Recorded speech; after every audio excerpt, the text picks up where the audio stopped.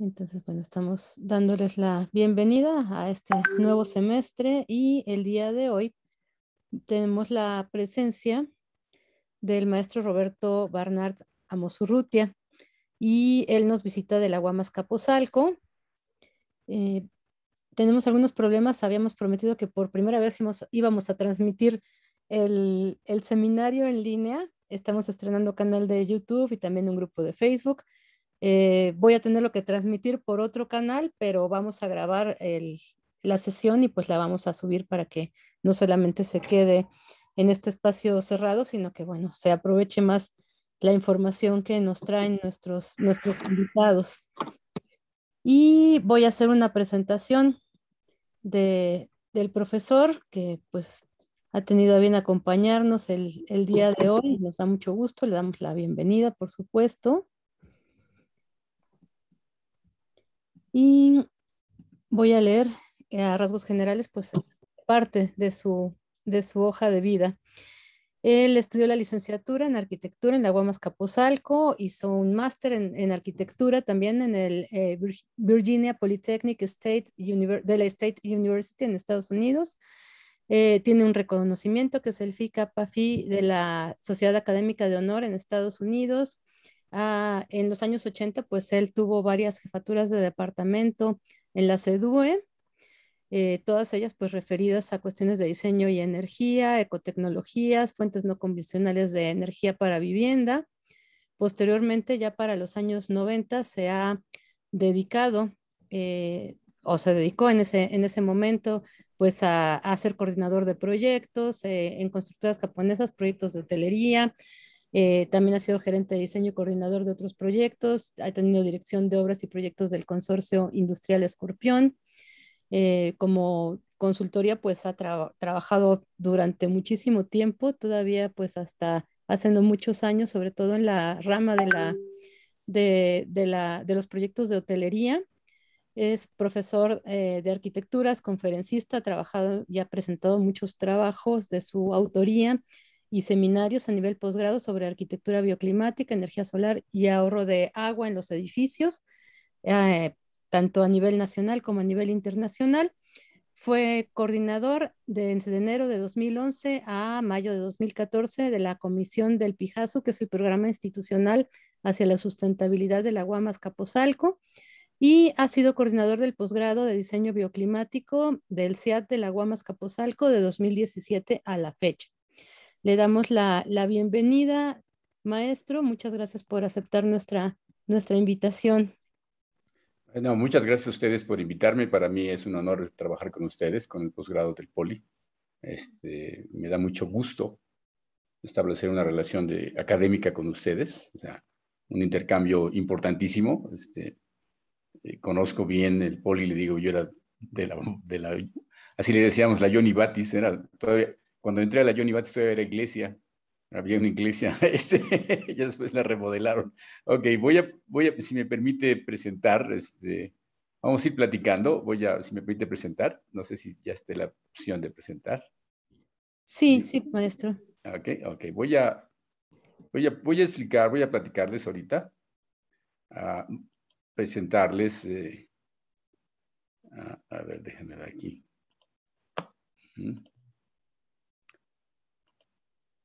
Ok. Aquí sí se ve, ¿verdad? ¿Sí? Lo voy a ver en pantalla completa. Ok, no sé si se ve bien. Ok. Bueno, vamos a platicar, la maestra, la profesora, la doctora me preguntó pues, ¿qué queríamos platicar de bioclimático? Y realmente, pues, esa es una vida en bioclimático. Yo realmente acabé mi maestría en 1982 y fue principalmente porque estudié la maestría, fue por bioclimático. Entonces, la historia es larga, pero vamos a tratar de sintetizar algunas situaciones y explicar los conceptos, ¿no? Me dice si cambió, por favor, porque no sé cómo se esté cambiando, ¿no? Si cambió, entonces vamos a ver estos temas el día de hoy, los antecedentes del diseño bioclimático, el posgrado en la UAM, vamos a platicar del posgrado en la UAM, el concepto de environmental systems, ¿no? De diseño ambiental, y al final voy a presentar algunos ejemplos de los trabajos que hacemos en el posgrado en especialidad, lo que les enseñamos a los estudiantes y cómo los preparamos, ¿no? ¿Sí? Bueno, el antecedente principal del diseño bioclimática es el estudio del clima y la arquitectura. Esta rama de la arquitectura, así como las estructuras, o así como urbanismo, o así como instalaciones o mobiliario, esta es una especialidad. Esta especialidad viene de los antecedentes son el estudio del clima y la arquitectura. Fundamentalmente es esto, ¿no? Y obviamente es la protección del medio ambiente, ¿no? O sea, había un historiador que se llamaba Lewis Mumford, que decía que la razón de ser del hábitat era proteger al usuario del medio ambiente, ¿no? Y pues realmente de ahí viene el concepto de protegerse del clima y la arquitectura, de protegerse de todos los factores del medio ambiente. Los antecedentes del estudio de clima y arquitectura se remontan, son muy antiguos, ¿no? Estamos hablando de los 10 libros de la arquitectura de Vitruvio, ¿no? Vitruvio murió como por 10 años antes de Cristo, entonces pues, yo creo que los libros los ha hecho como 50 años antes de Cristo. En los libros de Vitruvio él ya habla de las villas romanas, ¿no? Ya habla que las villas en el sur de Italia tenían que protegerse del sol, al sur en el sol, y que las villas en el norte, ¿no? Tal vez en Germania, ¿no? O en algún lugar del norte, tenían que protegerse en el norte de los vientos del norte. Entonces realmente ya había un análisis o un estudio incipiente del clima y la arquitectura en esos tiempos, ¿no? Otro componente, otro antecedente importante es la arquitectura vernácula, ¿sí? Es lo que se hace por ensayo y error históricamente de los usuarios y del hábitat, como se llama, al adaptarse al medio ambiente. Y de estos hay miles de ejemplos, ¿no? O sea, cómo se fueron evolucionando hábitats muy antiguos y se fueron adecuando al medio ambiente. Este es en Arizona, y cómo usan el adobe, ¿verdad? Y el sol para protegerse de las temperaturas, ¿no? Pero igual en Irán o en Irak, en temperaturas muy altas de 40, 45, esta es una torre de viento, aunque esta es moderna, pero las torres de viento son antiguas, muy antiguas, casi de 2000 años antes de 2000 años, ¿no? O sea, de antigüedad. Esa era la parte vernácula, ¿no? También hay muchos ejemplos, ¿no? La parte de los screens, las pantallas para que dejaban y pasar un poco de iluminación, no mucho, porque si no era muy caliente el estar adentro de un hábitat en el Medio Oriente, ¿no? Bueno, entonces, pues obviamente el clima de la arquitectura va a ser un componente importantísimo, ¿no? El sol, el viento, va a ser un componente importantísimo para poder yo diseñar adecuadamente, ¿no? Construir adecuadamente y dotar de confort al usuario. Entonces, en la historia, hay un libro, este es uno de los libros más antiguos que tocan el tema, un poquito, tocan el tema más a fondo del estudio del clima y la arquitectura. Es un libro inglés.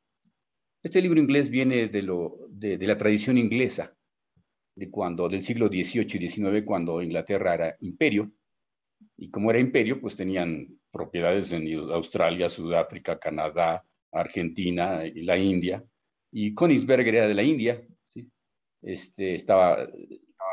Le dijeron, ve a la India a tratar de que hagas el hábitat y la vivienda correctamente, y entonces este libro capta todas las necesidades de la arquitectura. Ellos mandaban a sus empleados a todas estas colonias y tenían que adaptar la vivienda de los ingleses, de los administradores ingleses, a los diferentes climas, ¿no? Ellos siendo del norte, pues imagínense en Sudáfrica, ¿no? Imagínense en Australia o en la India. Si se fijan, aquí tiene el volado, tiene una ventana que sube y baja, pero este es uno de los principales antecedentes del clima. Todavía no es arquitectura bioclimática, pero es muy cercano, ya es muy cercano, ya tiene mucho conocimiento científico. Ellos había lo que se llama Building Research Establishment. Building Research Establishment era el establecimiento real de la construcción. Era como un instituto de investigación como el Instituto Mexicano del Petróleo, pero solo para construcción. O sea, de ahí vienen estos arquitectos, ellos estudiaban esto, ¿no? Y bueno, realmente el que aporta el nombre de bioclimática es Olgiay, Víctor y Aladar Olgiay de Princeton, New Jersey. saca este libro, Design with Climate, donde realmente ya habla de una teoría del bioclimático. Voy a través de la conferencia voy a explicar la diferencia entre clima, arquitectura y bioclimático, porque el bioclimático ya es científico, ya es con conocimiento científico, con procesos científicos, con cuantificaciones reales, ¿no?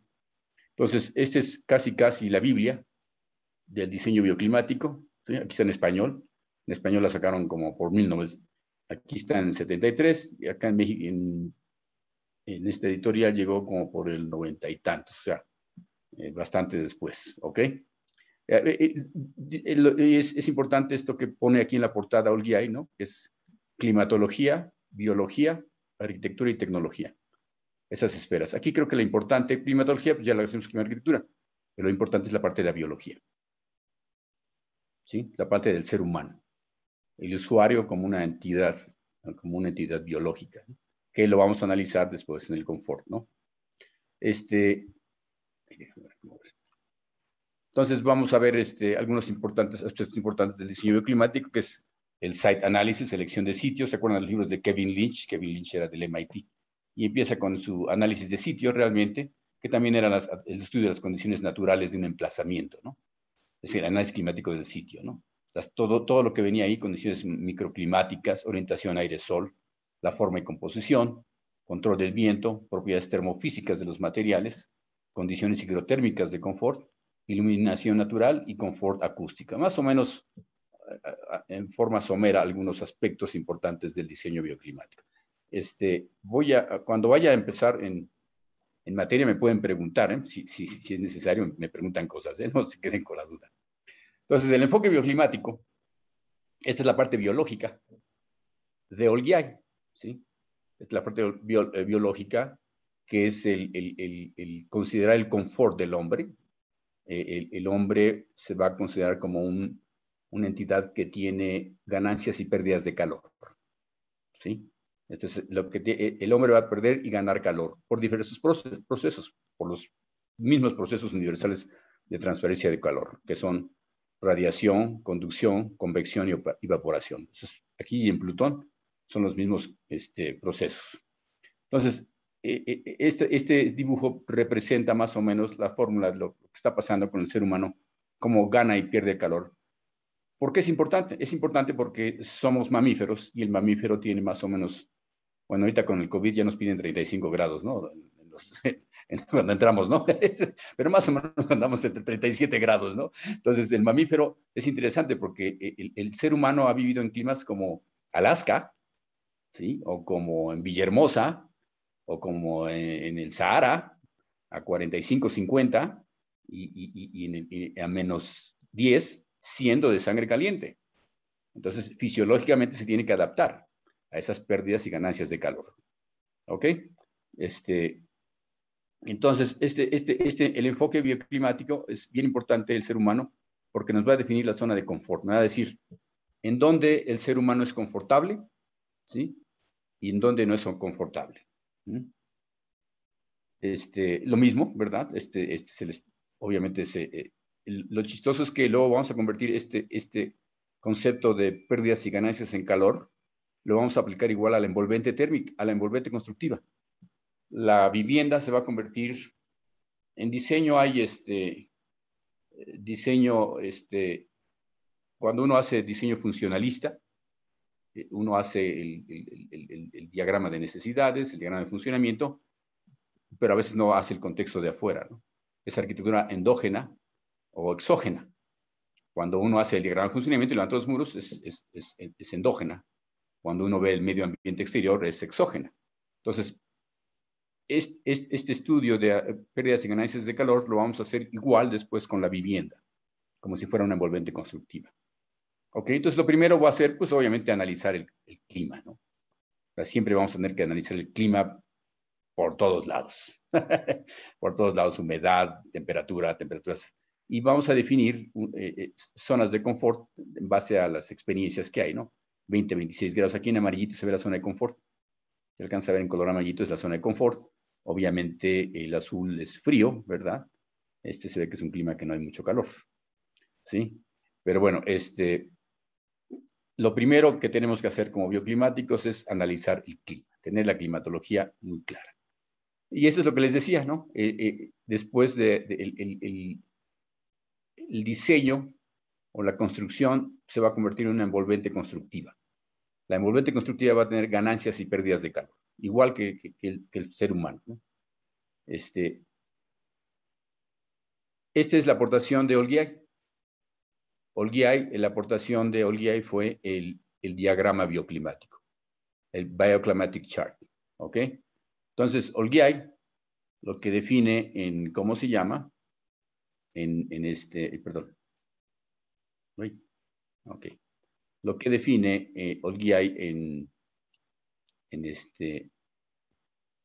su diagrama es una zona de confort que, si se fijan, está como entre 20 y 20 y tantos grados de temperatura y entre más o menos 20 y 80% de humedad relativa. O sea, abajo es humedad relativa, la vertical es temperatura. Y Olgiay dice, en este rango de confort yo no necesito, no tengo calor ni tengo frío. Abajo de la zona de confort tengo unas líneas, unos soles que me indican que voy a necesitar asoleamiento porque mi cuerpo está... Les voy a explicar un poquito del cuerpo. O sea, la temperatura dijimos que era 35 grados de temperatura, pero en la piel son 35.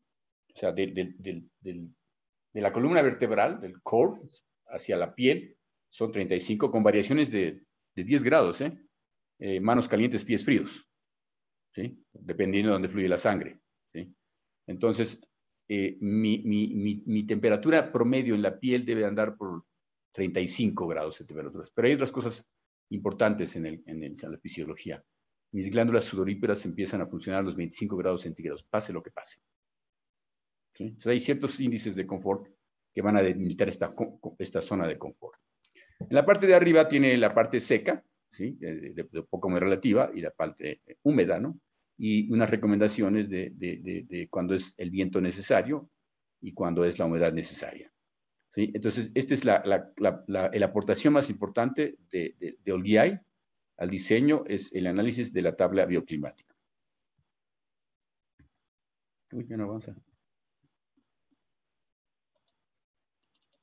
A ver, ahora sí. Para atrás.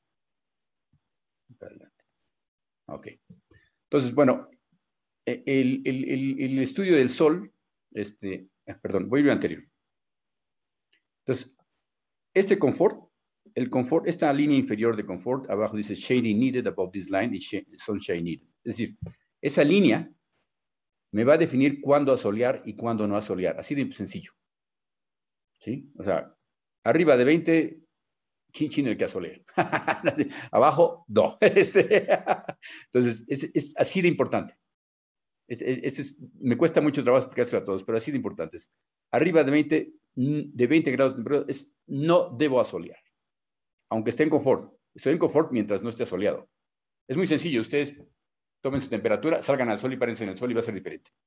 Es como cuando hacemos cola para la vacuna en el sol. Entonces van a ser, caray, es diferente. ¿Sí? O sea, es diferente a la temperatura, pero con el asoleamiento, aire-sol, temperatura-aire-sol, se aumenta muchísimo. Entonces, por lo tanto, es importante que yo conozca bien el asoleamiento, bien la gráfica solar, bien la gráfica de sombreado, y defina y conozca cuándo debo permitir o no debo permitir la entrada del sol. Por eso es importantísima la geometría solar, la geometría solar, ¿sí? Que realmente es una geometría euclidiana de 4 siglos antes de Cristo, ¿no? Pero es una geometría fantástica, igual. Entonces, es increíble, ¿no? O sea, yo puedo determinar el ingreso de ahí dice junio 22, ¿verdad? Junio 22 y diciembre 22. Afortunadamente el planeta tiene una inclinación del eje que me permite que en diciembre, aquí diciembre 22, equinoccio de junio 22. Les voy a explicar algo. Esta gráfica solar está de cabeza. Pertenece al hemisferio sur. ¿Ok? Pertenece al hemisferio sur.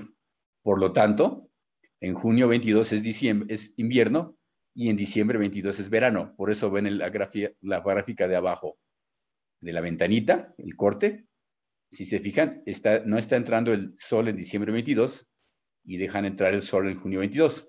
Entonces decían, están locos. No, no están locos, están en el hemisferio sur. Ok, por eso aparecen esos números, ok. Ok, la anterior era del hemisferio norte y esta es del hemisferio sur, está de cabeza, ok. Bueno, hay muchas formas de representar esto. El Climate Consultant trae una gráfica solar vertical que también me dice el transcurso del sol en todos los meses y a todas las horas. Si se fijan en el Climate Consultant, que es un software ya de uso común en los estudiantes, trae unas manchas rojas, amarillas y azules, ¿no? Rojas siendo donde no debo de asolear. Quiero que se imaginen esta gráfica solar vertical como si tuvieran ustedes un medio cilindro enfrente de ustedes en la vista. ¿Sí? Ahí está 0 grados, 90 grados, ¿sí? El cilindro, y más, ¿sí? Como si ponen como los máscaras ahorita que usamos así, ¿sí? Y entonces yo puedo sacar el rayo de sol en cada punto, ahí tengo las coordenadas, y saber cuándo lo necesito o cuándo no lo necesito el sol. Recuerden que era importantísimo. Bueno, esta parte de ventilación lo vamos a ver, la vamos a ver. Después aparece otro libro. Bueno, no era después, era antes, porque fíjense las fechas. Realmente, bueno, les voy a platicar de los libros. Bueno, aquí tengo todos los libros. son mis, ¿cómo se llama? Es como mi Biblia, ¿no? Esta es la primera versión esta es la última versión cuando Gibbon está en UCLA. La primera versión ya está un poquito cateada, medio rayoneada, por mí. Entonces esta ya se está deshaciendo.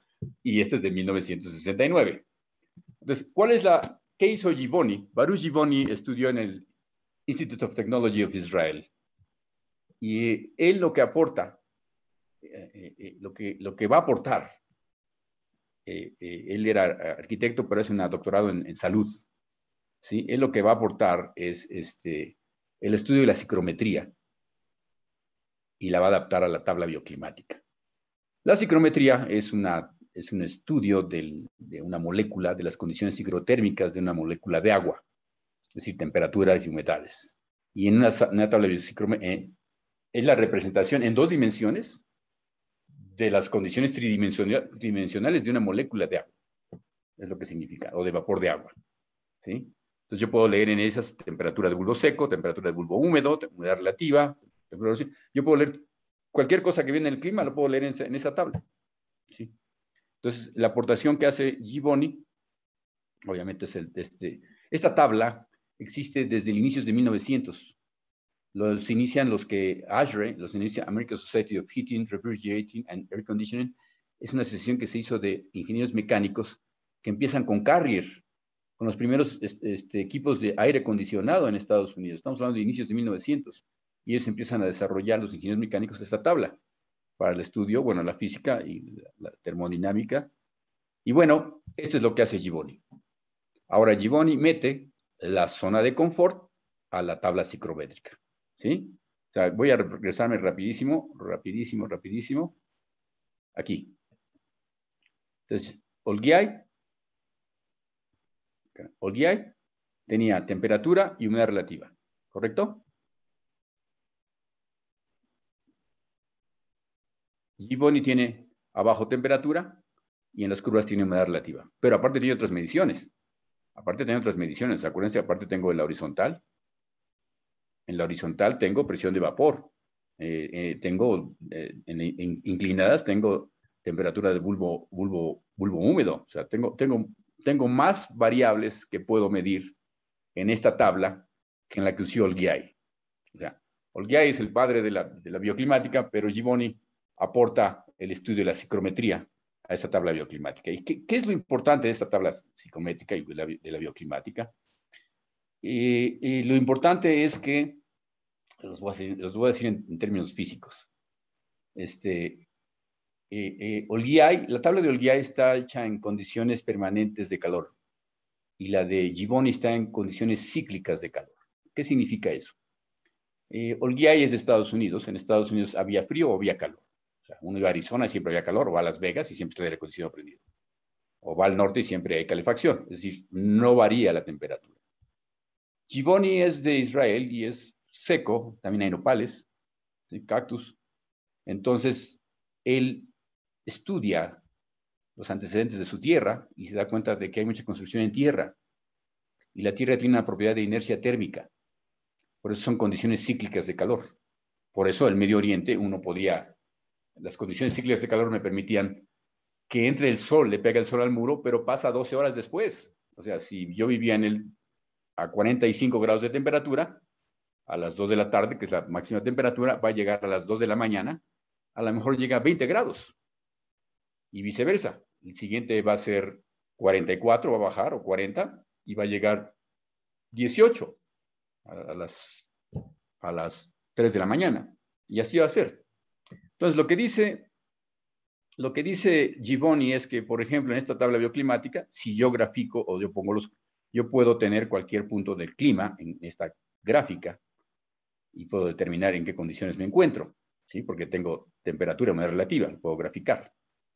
Déjenme ver si puedo, así sí puedo anotar. Sí puedo anotar. Voy a anotar en negro. Es decir, yo puedo tener, si yo cruzo,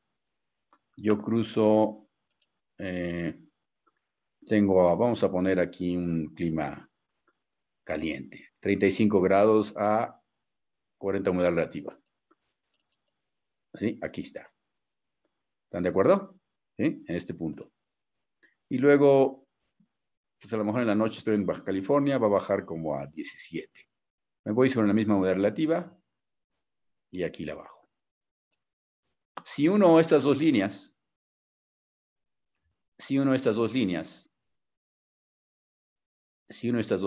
o sea, yo voy a graficar aquí la temperatura más grande y la temperatura más chica del día más representativo. Puede ser el verano o puede ser el invierno.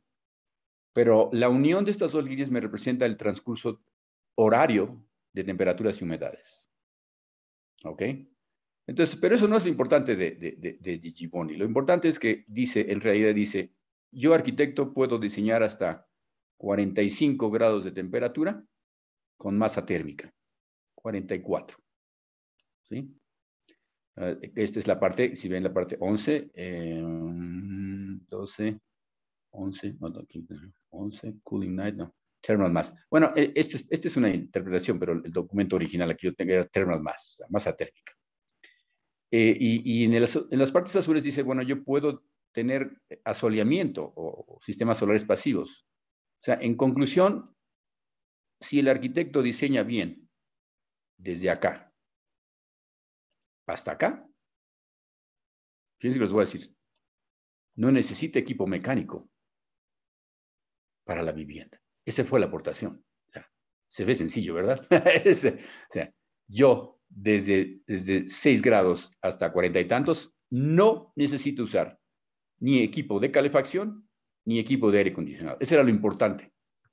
Esto es lo importantísimo de la tabla bioclimática. Esta tabla se llama Building Bioclimatic Chart, que la han traducido en muchos textos diferentes, pero no voy a meterme en esas cosas. Pero eso es lo que dice Givoni, al igual que lo dice Colliai.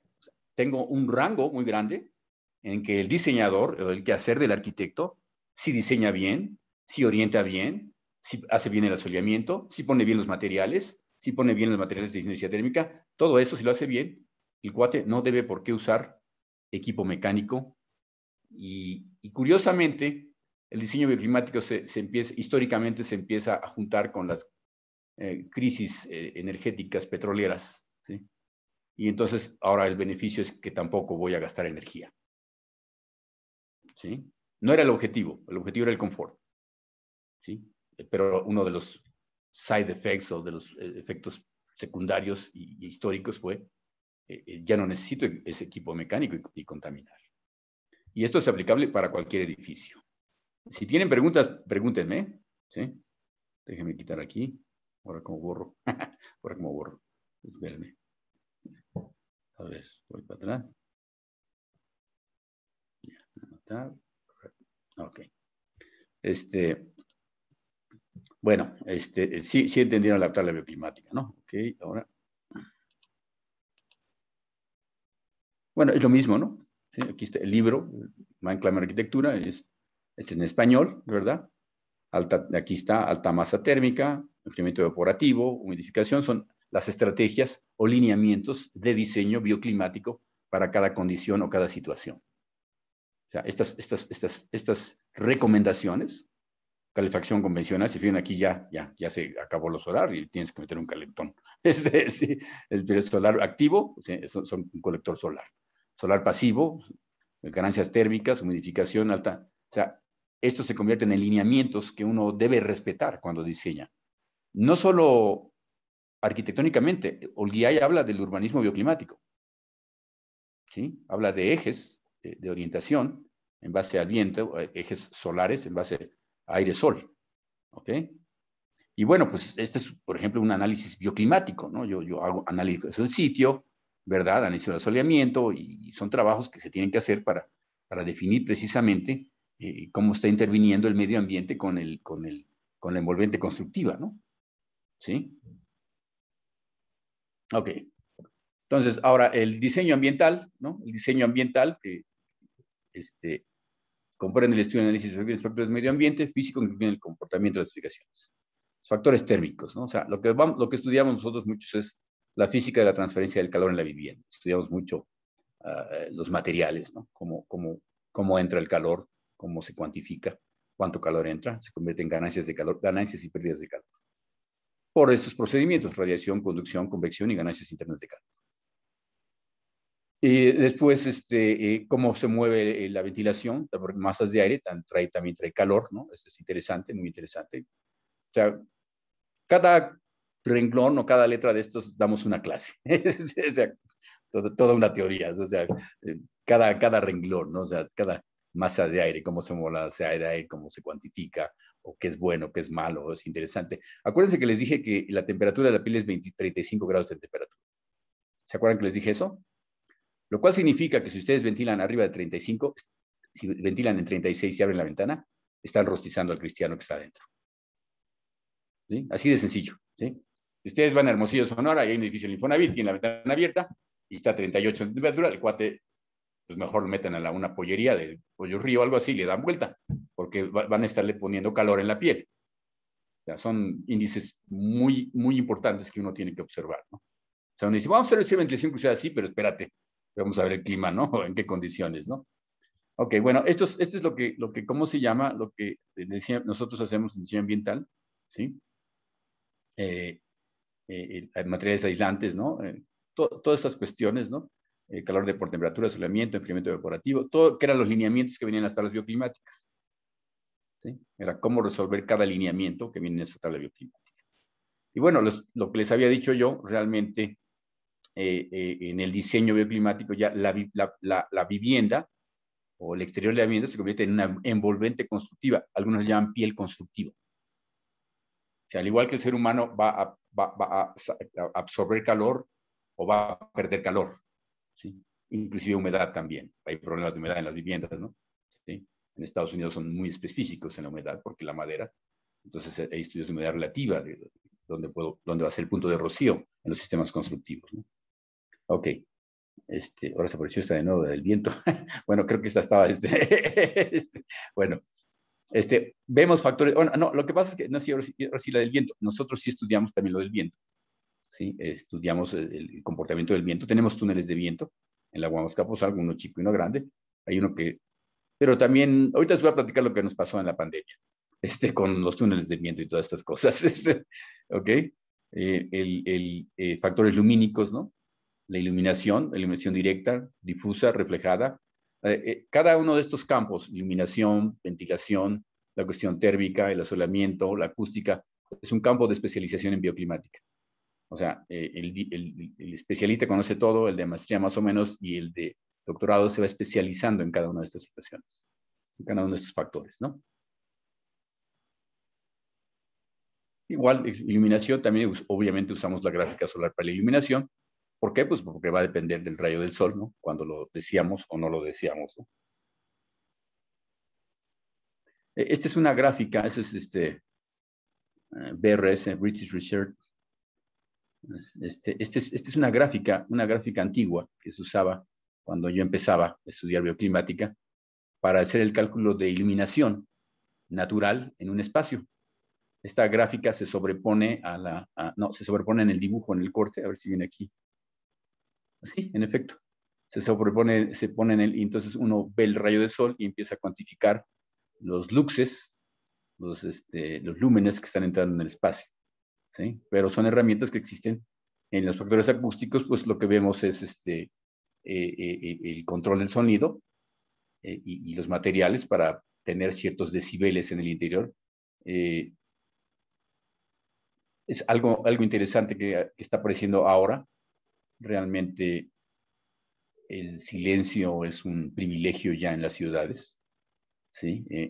Realmente los sonidos como alteran la cuestión psicológica y el confort. Entonces, el confort acústico es una cosa que está volviéndose muy seria, o sea, muy seria y que carecemos de, ¿no? Diseño ambiental. Bueno, la parte de diseño ambiental, aquí le puse esto porque es chistoso, porque en Estados Unidos, cuando uno estudia instalaciones, se llama Environmental Systems, sistemas ambientales. ¿Sí? O sea, cuando uno toma la clase de instalaciones en arquitectura, se llama Environmental Systems, que es drenaje, iluminación, ¿sabes? Todo eso. Pero es chistoso porque ahorita el nombre ya se puede convertir en diseño ambiental porque ya vienen no solo esas instalaciones, sino también colectores solares, fotoceldas y toda la parte solar pasiva y toda la parte solar activa ya entra también en la cuestión ambiental y en el concepto de environmental systems, ¿no? Les decía, se empieza a conjuntar, ¿no? Que realmente son estas consideraciones de sistemas activos, ¿no? De aire, ¿sí? Y todas las ecotecnologías, ¿no? Que ya se manejan. Olivia, en mi currículum, fui jefe de departamento de ecotecnologías para la vivienda en 1987, a nivel federal. Me tocaba ver todas las ecotecnologías a nivel nacional. Cualquier fenómeno que pasaba en el país tenía que ir corriendo y revisarlo. Y no dista mucho de lo que veía yo de lo que está pasando ahorita. Entonces, por eso se lo mencionaba, ¿no? O sea, veíamos lo mismo, ¿no? Agua, colectores, todo lo mismo, claro, ya avanzado tecnológicamente, pero realmente son los mismos, ¿no? O sea, yo dividí en ese tiempo, era energía, era agua, eran materiales, era la cuestión de vegetación y era la basura, los desechos. Yo en ese tiempo había dividido 5 áreas de ecotecnologías, ¿no? Que afectaban a nivel urbano y a nivel de diseño arquitectónico, ¿no?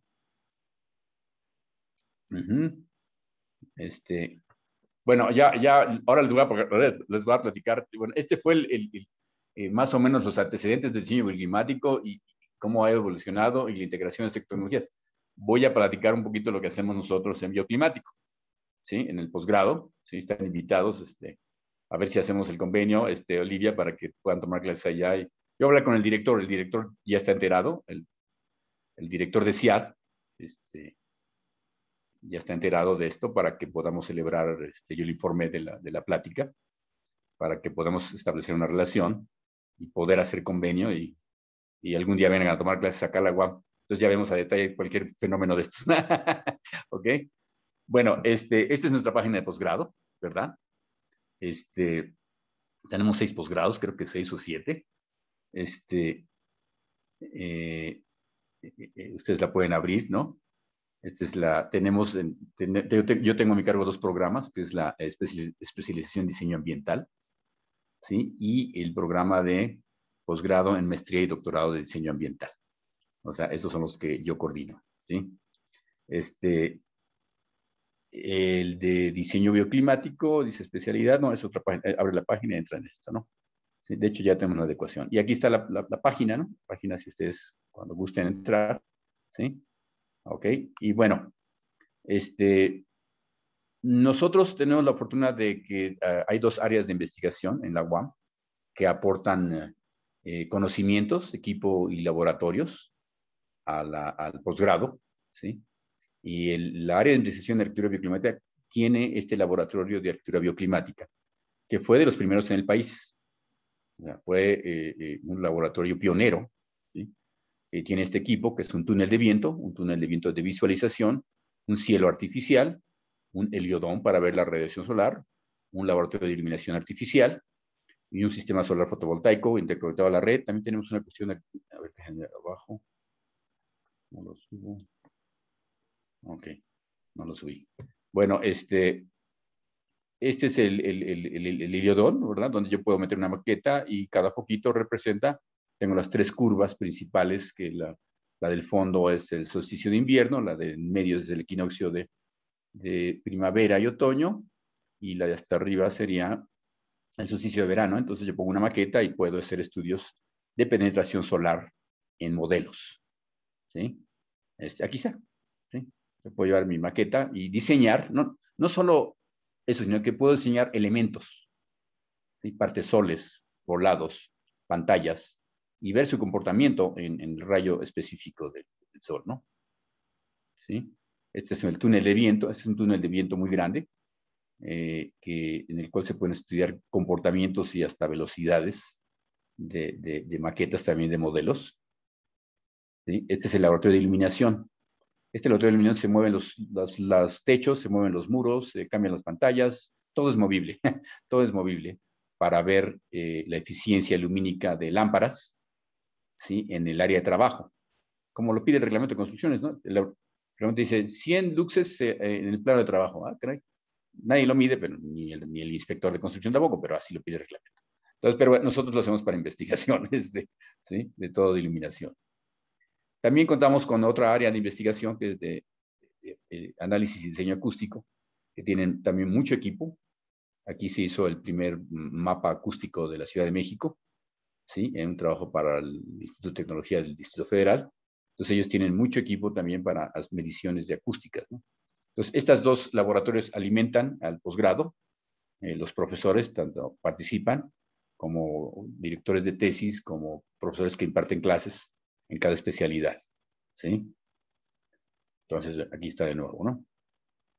Y por último, voy a presentarles los últimos trabajos de 20 inviernos. Estos alumnos curiosamente, los tres ahora están en la maestría.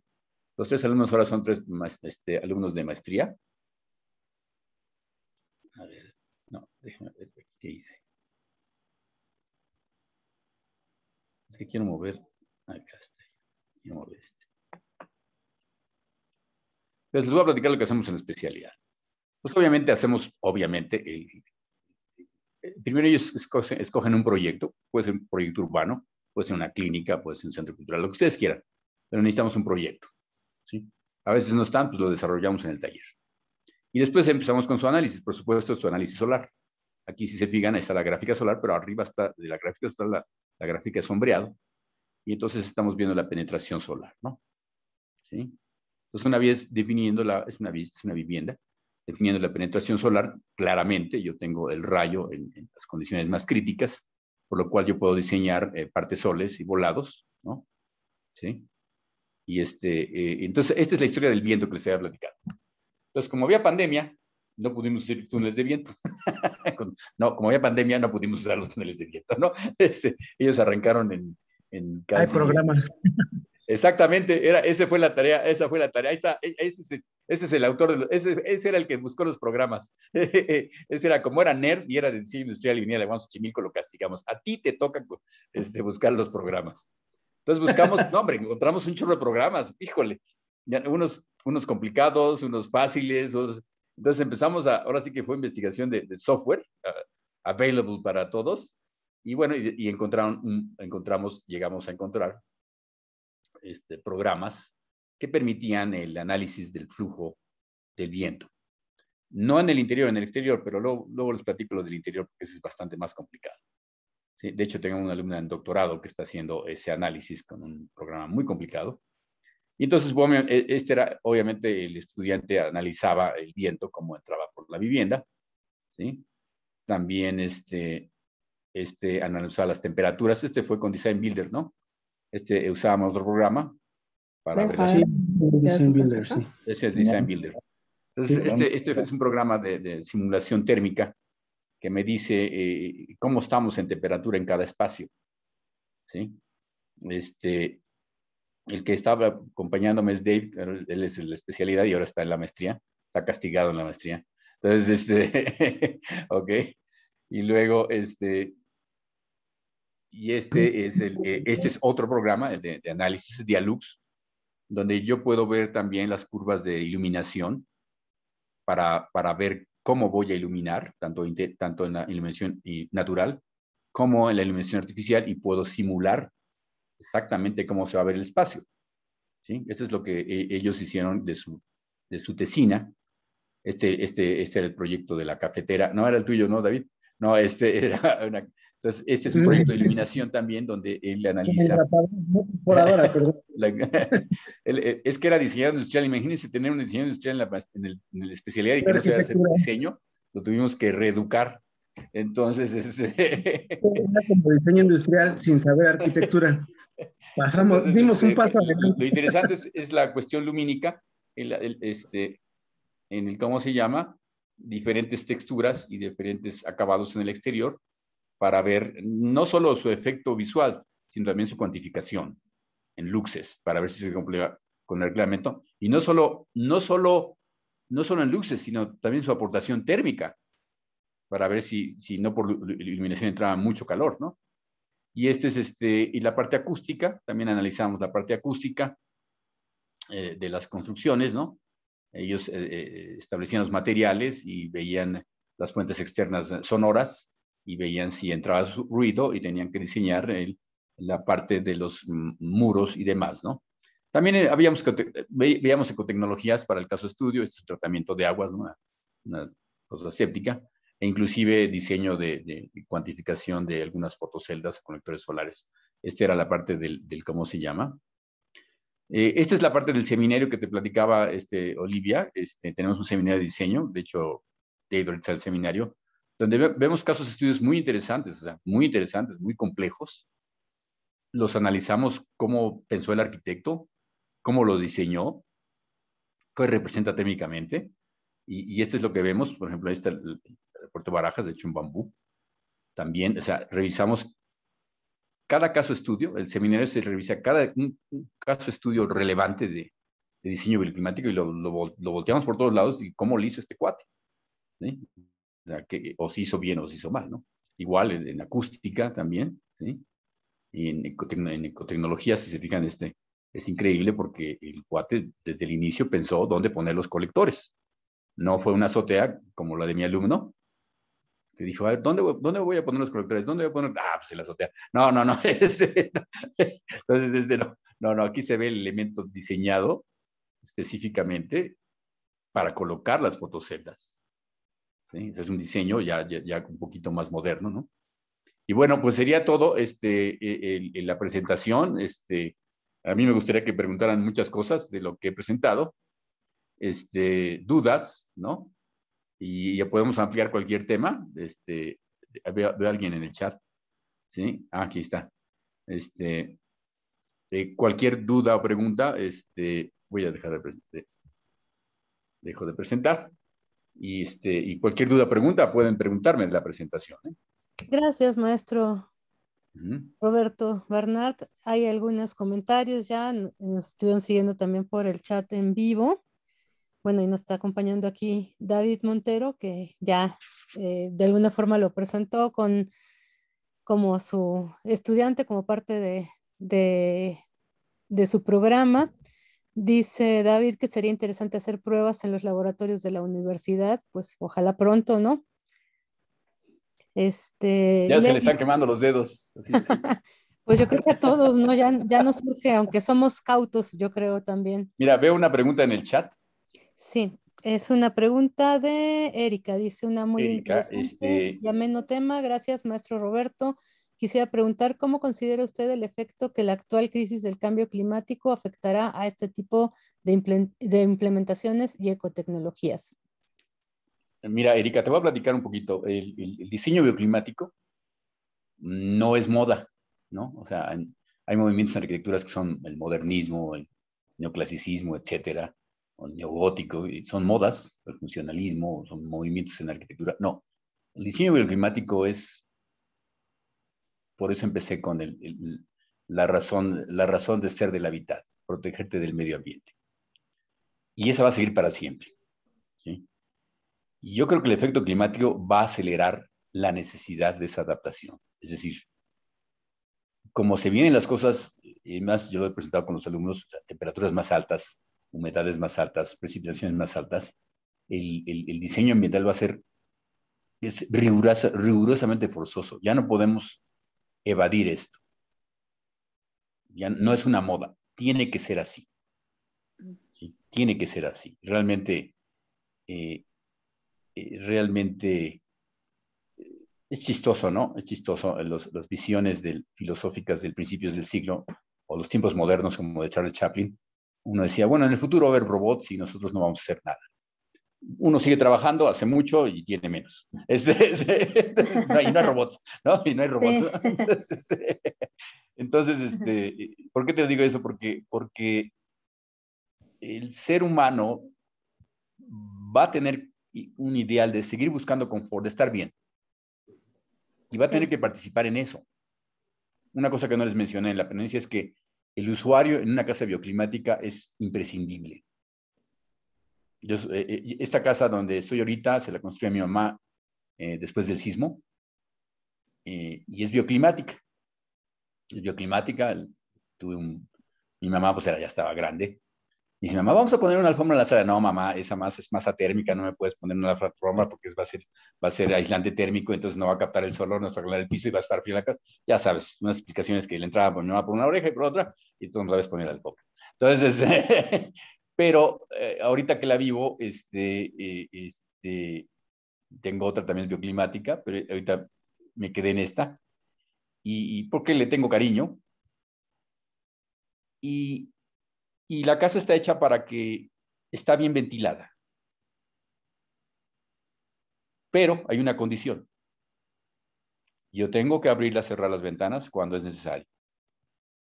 Y entonces hago unos corajes porque nadie comprende esas cosas. Me dice, ay, qué calor. Pues, ¿cómo no va a hacer calor si tienen las ventanas de arriba cerradas? ¿Por dónde va a salir el calor? Y yo mentando madres por todos lados, ¿no? Ay, qué frío. No, pues cierre la cara. Entonces, acá está el norte. Hay mil formas de controlar la entrada de aire, pero Claro. uno tiene que ser partícipe. Yeah. De nada sirve que yo te haga un diseño, lo mejor bioclimático, el cual te quiere apretar un botón y que funcione. El usuario tiene que participar en esta parte del cambio climático, ¿sí? Claro. En esta parte de adecuado. Pero yo creo que va a ser cada vez más necesario, Erika. Ok. Ahí hay otra pregunta. Sí, maestro. Muchísimas gracias, maestro. Erika. Muchísimas Erika, gracias. ¿sí te aclara un poquito eso? Sí, claro que sí. Un abrazo, muchas gracias, maestro. Excelente exponencia. Hasta luego. Gracias, Erika, saludos. Y bueno, vamos a ir intercalando las del chat con las que tenemos también en el chat de YouTube. Hay otro comentario y pregunta de Jesús Martínez. Dice, sería bueno que mencione qué tan asequibles son las ecotecnologías. Maestro, buena tarde. Mira, es interesante esto de las ecotecnologías porque hace que... Esto es una cuestión de microeconomía. O sea, de microeconomía. En microeconomía, tú tienes una inversión y la tienes que amortizar. Y depende de tu amortización, va a ser tu factibilidad de usar esa ecotecnología. Afortunadamente, ya muchas tecnologías son factibles. O sea, usar... Yo te voy a platicar, cuando yo empecé esto, como te dije, yo era jefe de ecotecnologías en 1987. Las fotoceldas eran como una mesa de 1.22 por 2.44, 8 por 4 pies, y de un espesor así como de 2 pulgadas, como el pípilas, así una placa así. Y en ese tiempo, la fotocelda, uno hacía el análisis económico, entonces la fotocelda era rentable si tú estabas, por ejemplo, a 5 kilómetros de un poste. ¿Por qué? Porque de otra forma tendrías que pagar los postes y el cable, ¿sí? Esa distancia, eso ya cambió mucho. Ahora la fotocelda es una pantalla, como una pantalla delgadita, como serigrafía, ¿sí? Como la que ponen los satélites. Y esa distancia de 5 kilómetros ya puede ser hasta en un estacionamiento, ya no necesitas ni siquiera ninguna distancia. O sea, la fotocelda ya es perfectamente factible, los colectores solares son perfectamente factibles, y bueno, está la parte del bono verde, del Infonavit y todo esto. Realmente las ecotecnologías ya la misma cartilla del CONAVI. O sea, si tú quieres diseñar y ser arquitecto y construir para CONAVI a nivel nacional, yo di un curso para los arquitectos del CONAVI y es su obligación diseñar y construir con ecotecnologías. Ya no hay por dónde hacerse. Ya no hay para dónde hacerse. ¿Sí? Y van a avanzar más, van a avanzar. Yo espero en el futuro, ya hay cristales que son con fotoceldas. En Japón desde hace mucho había tejas que son fotoceldas. Yo espero que ese desarrollo de los materiales avance mucho y sea más fácil y más fácil de adquirir. ¿Ok? Gracias, maestro. Y sí, estoy de acuerdo con usted. Yo creo que hay mucha gente que está interesada en hacer esta reconversión, pero pues luego los costos es lo que no les permite, ¿no? Hay otra pregunta de Alma Rosa, perdón. Me parece muy interesante el punto del confort acústico. ¿Cómo se aborda en estos tiempos de pandemia? Al interior y al exterior, pues se vuelve un cúmulo de locura que definitivamente afecta psicológicamente y creo que es parte de la ansiedad que padecen muchas personas en estos momentos.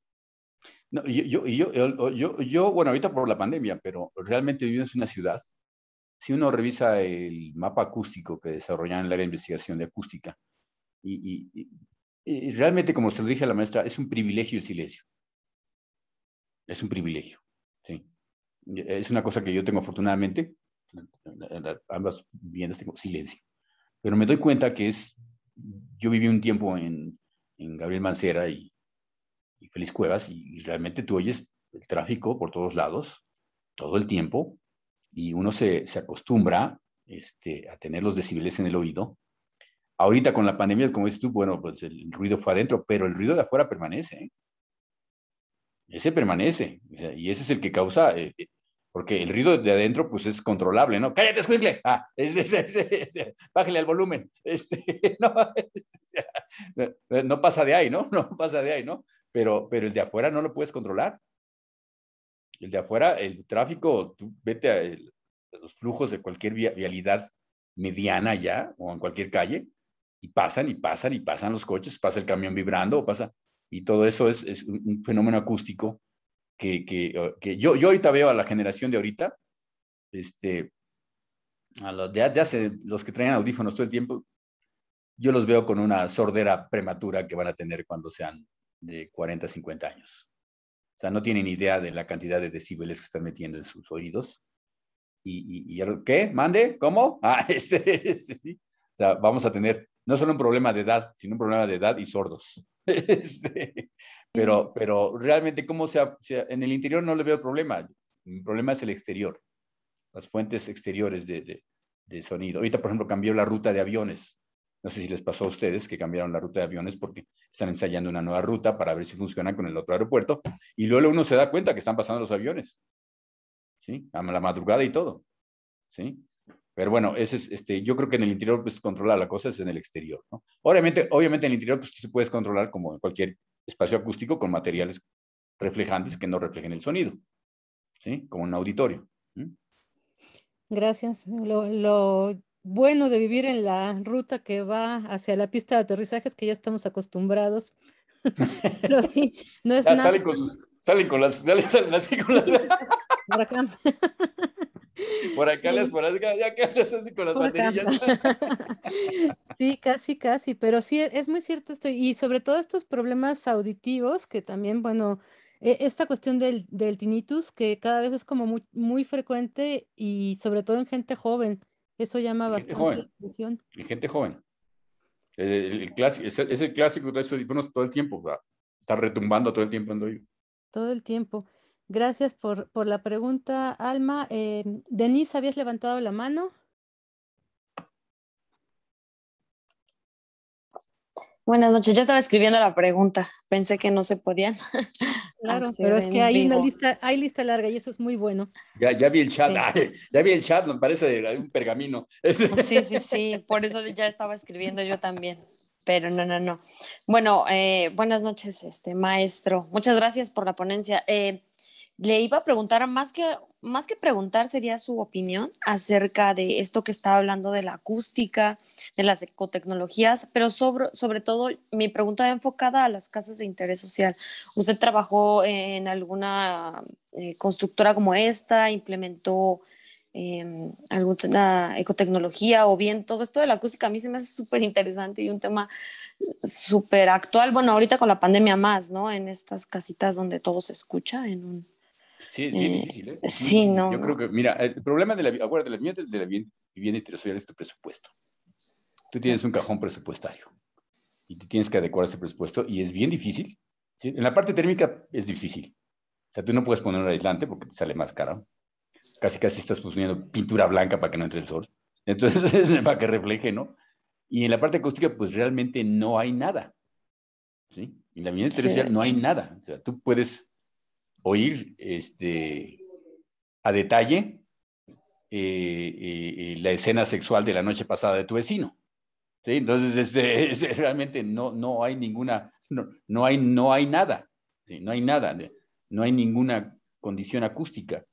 Hay reglamento, hay un reglamento acústico que te dice, no puedes tantos decibeles, y tú pasas por cualquier avenida y ya todas las automotrices sacan sus bocinas así para Ay, afuera. Todos los sí. comercios de moda sacaron sus bocinas para afuera, le subieron el volumen, y entonces es letra muerta. Entonces el reglamento es letra muerta, como muchos reglamentos, ¿no? Como la ley cívica y muchos. Entonces, realmente sí es un problema, tienes razón, de que no se ha atendido, no solo en vivienda de interés social, vivienda de interés medio, es más, yo diría hasta que residencial.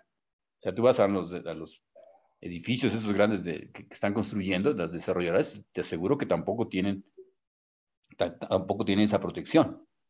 Entonces, sí es una cuestión que se debe de atender, y que es muy sencilla, es cuestión de materiales aislantes acústicos, ¿eh? No es ninguna cosa difícil, ¿sí? Pero es cuestión presupuestal, Ok. ¿sí? Otra pregunta rapidísimo ahorita que comentó esto de las paredes, o de que todo es blanco. Ahorita estoy en Querétaro, no había estado como tal desde hace años, o sea, le estoy hablando hace 15, entonces ahorita como que ya lo vi con otra perspectiva y por decir, llegué a Querétaro y todas las casas de todos los condominios son blancas, todo Querétaro es blanco. Todo es Querétaro, entonces no soy arquitecta, entonces por eso es me pregunto. eres como Dave, estás como Dave, como ingeniero industrial. No, yo soy civil, soy ingeniera Eres civil. civil. Ok, mira, Sí, sí, sí. yo creo que en Querétaro, no sé por qué sea Querétaro todo blanco, porque realmente Querétaro es frío, Ujú. es más frío que la Ciudad de México. Bueno, ahorita Este, estamos a 30 grados. Bueno, así lo máximo que hemos llegado a hecho. Bueno, justo en esta zona yo estoy como, se llama el Marqués, como muy cerca del uh-huh. centro, pero no. Y hace mucho calor, muchísimo calor, muchísimo calor. Bueno, he estado como 2, 3 semanas, pero se me hace impresionante el calor. Yo vengo ahorita de Tijuana, entonces el calor es como parecido, pero obviamente en Tijuana es como más, em, ¿cómo se le dice? ¿Por la playa? No es Húmedo, seco, más húmedo, húmedo. exacto. Bueno, Y depende aquí en es Tijuana. más seco. En Tijuana, ya ves que en Tijuana el invierno es frío y húmedo, eso es Sí, escala, no, pero es no, una eso te cosa cala todos los bárbara. huesos, ¿eh? Ujú, sí. Y acá en Querétaro sí es seco ahorita, Ujú, y sí hay mucho cemento, pero realmente en invierno es muy frío. Ahora, sí ujú, lo ponen como reflejante de sol, ¿sí? El color blanco, acuérdate que hay, bueno, en la clase de absortancia, ujú. vas a ver que los materiales tienen absortancia, ¿no? El negro absorbe todo El el calor. espectro solar Ujú. y el blanco refleja todo el espectro solar.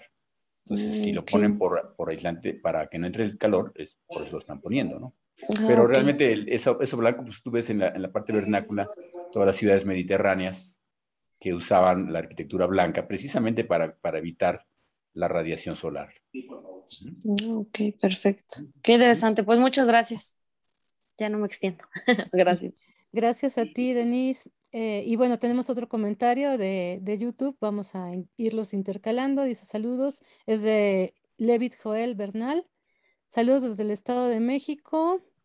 ¿Qué ecotecnología recomienda para la vivienda? ¿Nos diría si tiene alguna novedad sobre alguna ecotecnología y qué tipo de programas utilizaron para el análisis del viento? Y excelente ponencia. Bueno, ¿qué categorías recomiendo? Yo cuando, ¿te acuerdas que cuando yo era joven, no hace mucho tiempo, yo había clasificado las ecotecnologías, la primera en energía. ¿sí? Y energía significa sistemas pasivos de energía. Y la clasificación de la International Energy Society of Solar Energy, de la Asociación de Energía Internacional de Energía Solar, clasifica un sistema pasivo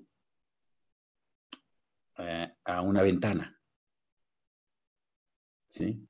La ventana funciona como invernadero, es decir, aquí la clase de hoy van a aprender lo que es un vidrio. El vidrio es transparente a la radiación ultravioleta y es opaca a la radiación infrarroja. ¿Qué demonios significa eso?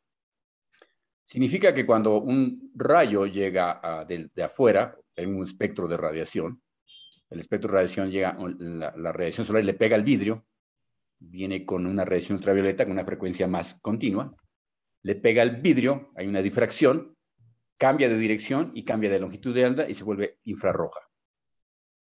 Entonces, ¿qué dije al principio? El vidrio es transparente a la radiación ultravioleta, pero es opaca a la infrarroja. Significa que pasando el vidrio se quedó atrapado el calor. Entonces, en la clasificación de sistemas solares de energía de las energías de la Sociedad Internacional, el sistema solar pasivo de tipo invernadero es una ventana. Entonces, si tú me dices la tecnología más económica que hay, es diseñen bien sus ventanas y sus orientaciones y permitan el sol cuando lo necesiten y no lo dejen pasar cuando lo necesiten. Esa sería no solo la más económica, es la obligación como arquitecto. Nosotros no somos como los médicos. Los médicos tienen un juramento de Hipócrates que no pueden permitir dejar morir un muerto. Nosotros debemos tener un juramento de no permitir darle en la madre al usuario con el ¿cómo se llama? Con las condiciones de confort de su vivienda. No lo tenemos, pero es su obligación como diseñador tener esta ecotecnología primero, antes que nada, primero. O sea, sí, el primero, o sea, tengo que tener la ventana correcta para que entre el sol correcto en el momento correcto. Tengo que tener el volado correcto, aunque sea 30 centímetros de volado, correcto, para que no entre el sol, como su compañera que está en Querétaro, a 30 grados, y no entre ni madres de sol. Como les dije, acuérdense que era la línea entre la zona de confort, era el chin del que solía arriba de la zona de confort, les dije. Esa es una obligación del arquitecto. Eso es lo que buscaba Givoni y lo que buscaba Olgiay con la tabla bioclimática, que se ponía como un protocolo, un dogma, una ley que tendrían que ustedes como diseñadores siempre respetar. ¿Sí? Y por supuesto, vienen las otras ecotecnologías, ahorro de agua. Uno ya no puede poner, yo trabajé en la Dirección de Normas y Tecnologías para la Vivienda, también sé mucho de normas. Y yo hice la norma de regaderas. Entonces ahora dice el reglamento dice, las regaderas, el máximo consumo son 10 litros por minuto. Y lo dicen, es que pon una ecotecnología de ahorro de agua. No, pues ya está normada, o si me dicen, pon una ecotecnología de ahorro de excusados, si todos ya están normados. Yo tuve que visitar todos los excusados que estaban en el norte del país para meter la norma. Les voy a platicar la parte de los excusados. Los excusados en 1900, después del sismo, gastaban 20 litros por descarga. ¿Sí? Porque no tenían un sifón perfecto a la hora de hacer el excusado. El sifón perfecto significa un tubo de la misma dimensión. Siendo la cerámica la hacían así, como si estuviera haciendo artes plásticas, ¿no? Entonces, por supuesto que echabas el agua y entonces era un chorro de agua para que... Entonces el sifón perfecto le haces así, le escupes, ¡puc! Y haces el sifón y se mueve el agua. Entonces llegamos a 6 litros por descarga. Y ahorita está entre 3 y 6. Entonces si me dices, es que puedo poner excusadas como tecnología, pues a ver si encuentras otro, porque ya no hay de otra. O voy a poner un foco de incandescente, voy a quitar los incandescentes y voy a poner otro. Pues a ver si encuentras un incandescente porque ya está prohibida la fabricación. O sea, realmente esas ya no son ecotecnologías innovadoras, ya son de ley. ¿Sí? El otro sí es de diseño. ¿Sí? Por supuesto, el colector solar también ya está siendo normado. Los recomiendo, ¿verdad? También lo recomiendo. El consumo más grande en una vivienda es calentar el agua para bañarse. Yo no tengo colector, pero me baño con agua fría. Entonces ahorro mucho agua porque me baño en 3 minutos. Váyanse con agua fría y van a ver lo que significa bañarse con agua fría. Así tampoco es con técnica. Maestro. Es con técnica, te tienes que tallar primero, enjabonar todo y bríncale. Pero aparte tienes primero los pies, porque si metes primero la cabeza, capaz que es un derrame cerebral. Entonces tienes que tener técnica para todo, ¿sí? Entonces, pero el conector solar es bueno también, ¿sí? No sé si contesto la pregunta de tu compañero. De Levitt, sí, y bueno, faltaría solo la del tipo de programas que utilizaron para el análisis de viento. Pues ahí está, Dave. ¿Qué Flow tipo? Design, Flow Design toca yo de Autodesk. Design, y también uno que es muy bueno, que está muy completo, que como me comentaban mis compañeros, que ya no está ahorita el programa ya que lo puedas descargar, es el CFD de Autodesk. Ese es un programa para manipular fluidos totalmente, pero pues así tanto como fluidos de Claro, líquido claro, como del claro. viento, puedes tú regular las velocidades de los vientos como los había platicado el profesor Barnard, maestro Barnard, de que pues en todos los diferentes climas hay vientos que corren a distintas velocidades. Entonces tú puedes programar en tu latitud, en tu zona, puedes programar en CFD esos vientos que están circulando por donde estás tú, en tu vivienda, y puedes meterlos al sistema y te va a dar este fluido ya más preciso. Gracias, David. Oye, ¿y esos programas le cuentan con ellos en la universidad? ¿Tienen la licencia del software o...? No, son gratis, lo encuentras en el internet. Ah, está buenísimo. Buenísimo. Digo, para no ir a la plaza de la computación, ¿verdad? No, sí, esa fue la tarea, te digo que la pandemia, como no teníamos Obviamente. laboratorios, pues a rascarle el internet a ver qué encontrábamos. Pues muy Sí, bien. Y pero hay ya muchos, agarras hay muchos. por internet, pues ya puedes tener tu programa completo en tu computadora. Obviamente que no estés colaborando con ninguna empresa porque te puedes meter en problemas de certificación. Claro. Gracias, David. Sí, Gracias, por maestro. Adelante, Adrián, tienes una pregunta, un comentario. Buenas tardes a todos, muchas gracias. Doctor, excelente la exposición. Yo, de hecho, entré a la maestría en Poli con la idea de hacerlo con los paneles solares y su eficiencia en la casa habitación. Por desgracia, la pandemia, mis profesores me pidieron que hiciera el cambio de tema, entendible perfectamente, buscando mi seguridad. Yo sigo con la idea, me gusta mucho, soy arquitecto y he trabajado en varias obras y siempre he visto esa parte, cuestión de los arquitectos. eh, yo digo que hay una arquitectura de mercenarios, ¿no? Hay, como usted, casas habitaciones que están muy bien diseñadas. Por ejemplo, yo admiro mucho a los señores del Infonavit y todas esas casitas, porque carajo, meter todo eso en un huevito, pues es muy difícil. Sé que, como usted, se juegan con las normas, ¿no? Ponen a veces un número, pero ese número sirve para jugar ya sea a favor o en contra. Obviamente las casas que se desarrollan hoy en día no tienen ninguna de las características que como arquitectos buscamos, ¿no? En el confort de acústica, temperatura, vientos, y esa parte yo siempre la he criticado mucho a los colegas. De hecho, he tenido algunos problemas fuertes con algunos arquitectos en muy buen currículum, pero siguen con esa idea de que yo lo hago por un poquito más por la economía, ¿no? Entonces, encaminado a esto, yo siempre he estado interesado en las ecotecnologías. Siempre he sido criticado, y más por la gente, le voy a llamar común y corriente, que no tiene ni idea de arquitectura, de cómo funcionan estas cosas. A mí ahorita me lo dicen muchas personas que los he alentado a los paneles solares. Dicen, mira, yo ahorita estoy pagando 2,000 pesos de luz. Esas cosas me van a servir 15, 20 años. Es lo que voy a pagar de luz de aquí a, no sé, otros 15 años. Entonces, mucha gente no lo está viendo desde la parte económica o ecológica, ¿no? Después viene la parte que usted decía del sonido. He estado en lugares donde, como es usted, pasa el camión y parece que pasa dentro de la casa en vez de pasar en la calle, ¿no? O sea, nada más retumba el eco y toda esa cuestión de la acústica. Pero, como dice usted, y esos son daños que a las personas nos afectan. Como usted, empezamos a tener esa sordera. Yo recuerdo, hace algunos años trabajé ahí por Polanco. Estaban arreglando una fuga, de otro lado estaban demoliendo un edificio. De verdad, yo regresaba a su casa, que es su casa de todos, y siempre me ha gustado el ruido. De hecho, tengo la fortuna de que hay silencio.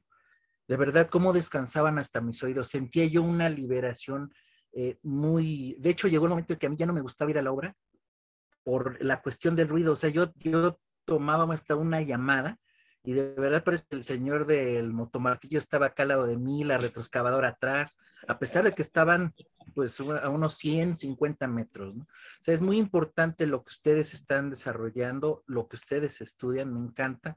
Por desgracia, y la pregunta que ya va, ¿qué, ¿qué tan factible ve que estas tecnologías entren o cambie esta situación en algún futuro?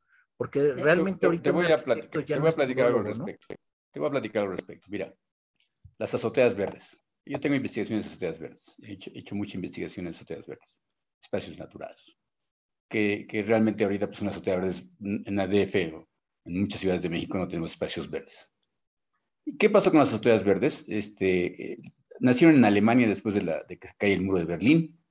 La Alemania Occidental se da cuenta que no hay espacios verdes en Alemania Oriental y cambian toda la planeación, el diseño urbano y se dan cuenta de las azoteas verdes.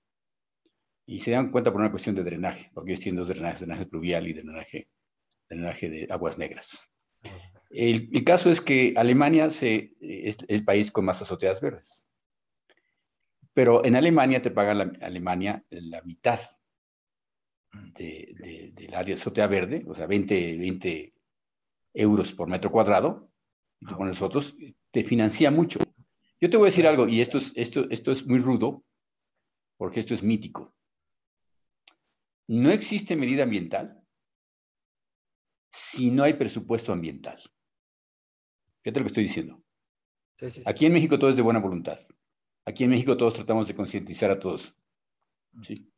Con la conciencia, así, no voy a poder tener dinero para hacer lo que yo quiero. ¿Sí? Necesito presupuesto. Entonces, todos los gobiernos del mundo, Israel, Japón, tienen que meterle dinero a las cuestiones ambientales.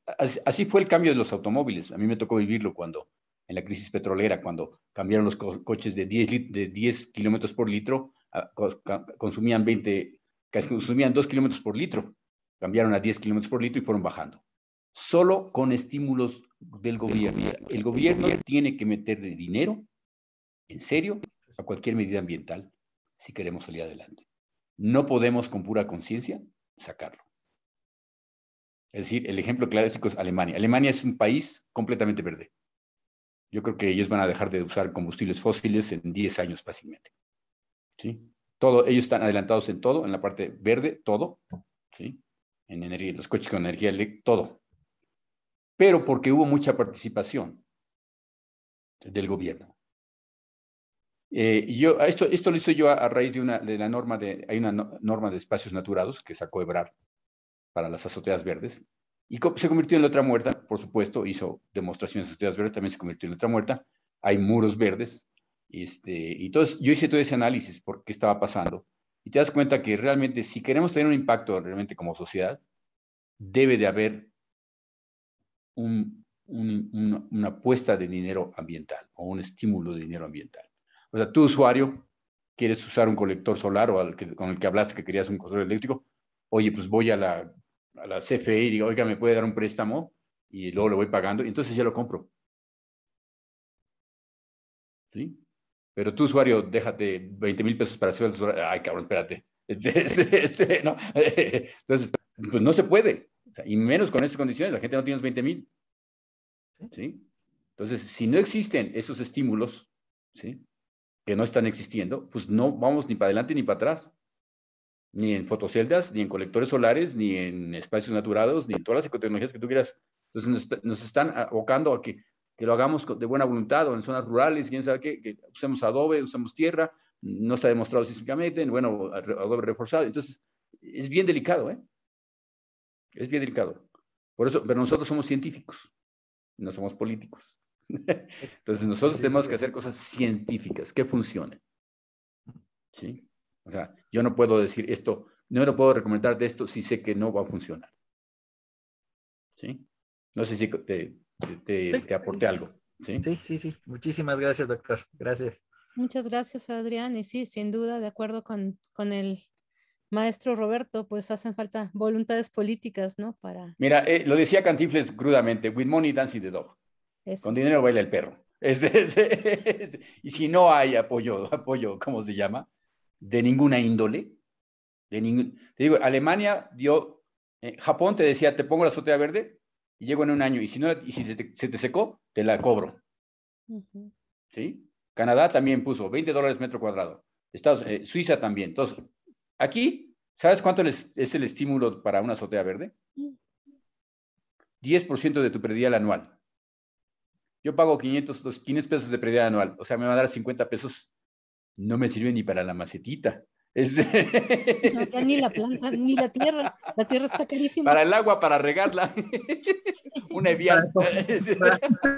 Y cuando escasea, a ver cómo le pones agua a tu pasto, Claro, ¿no? claro. O sea, No, pero es si vives en ridículo. Iztapalapa, El estímulo es ridículo. 10%. Sí. Ah, pero fíjate cómo es el estímulo. Si tienes el banco BCH en Reforma y el predial de Reforma es de unos 50 millones de pesos, dice, ah, caray, pues el 10% sí me conviene. Dices, en la torre, la norma está hecho para ricos y no para pobres, desgraciados. Fíjate, porque yo llevo mucho estudiando el fenómeno. Claro. Por eso vas a ver en Reforma que la torre de Vancouver tiene una azotea verde. Quién sabe quién la vea, pero ahí está la azotea verde. ¿Por qué? Porque me redujeron el predial. Ahí sí me convenía. Pero el que está en Ciudad Azteca, pues no le va a convenir nada. O el que esté en la del Valle, donde sea, no le va a convenir. No me conviene que me den 10% de mi predial. ¿Sí? Por pero eso bueno, esa es Plaza parte de lo que Satélite ya hizo su azotea verde, ¿no? Plaza Satélite. Acaba claro, de inaugurarla. Claro. Ok. Gracias, Doc. Gracias a los dos. Hay una pregunta de Carlos López. Dice, buenas noches, profesor. Muy interesante el tema del cual nos habla. ¿El diseño bioclimático se adapta a las nuevas políticas firmadas a nivel mundial en cuanto al cambio climático? ¿O es el diseño bioclimático el que aporta las directrices para el diseño de las políticas mundiales? Pues inicialmente fue el diseño bioclimático, obviamente la tendencia del diseño. O sea, aquí la parte histórica es interesante. La parte histórica recuerde, por eso puse las fechas. O sea, 1970 y tantos. Quiero que ustedes homologuen un poquito las crisis petroleras que existen en el mundo. La primera crisis de petróleo fue la fundación del Estado de Israel. La segunda fue cuando el Shah de Irán, hay una revolución en Irán, y entonces dejan de suministrar gasolina a Estados Unidos, y Estados Unidos dependía del petróleo, el 60% del Medio Oriente. Imagínense, los dejaron a Estados Unidos sin petróleo. Estamos hablando del gobierno de Carter, justo cuando yo me fui a estudiar todo esto. ¿Sí? Entonces, imagínense, había colas para la gasolinera, como cuando hablo, pero allá sin gasolina, y se acaban las escopetas y se disparaban. O sea, imagínense el American Way of Life, o sea, mi casa de un acre, como Frank Lloyd Wright, mis 2 coches y sin gasolina. Era como coitus interruptus, o sea, se quedó así Estados Unidos. Entonces, así, se quedó, ¡ay, sin gasolina! ¿Sí? Entonces, de ahí cambió todo. Todo cambió. ¿Sí? Cambió en que teníamos que estudiar el medio ambiente. Yo estuve en el CEDUE, eso, no crean que salió de México. Eran tratados mundiales donde decían, ¿saben qué? Todos tenemos que empezar a estudiar el medio ambiente. Y empezó ecología, agua, todo esto. ¿Sí? No había Secretaría de Ecología, no había.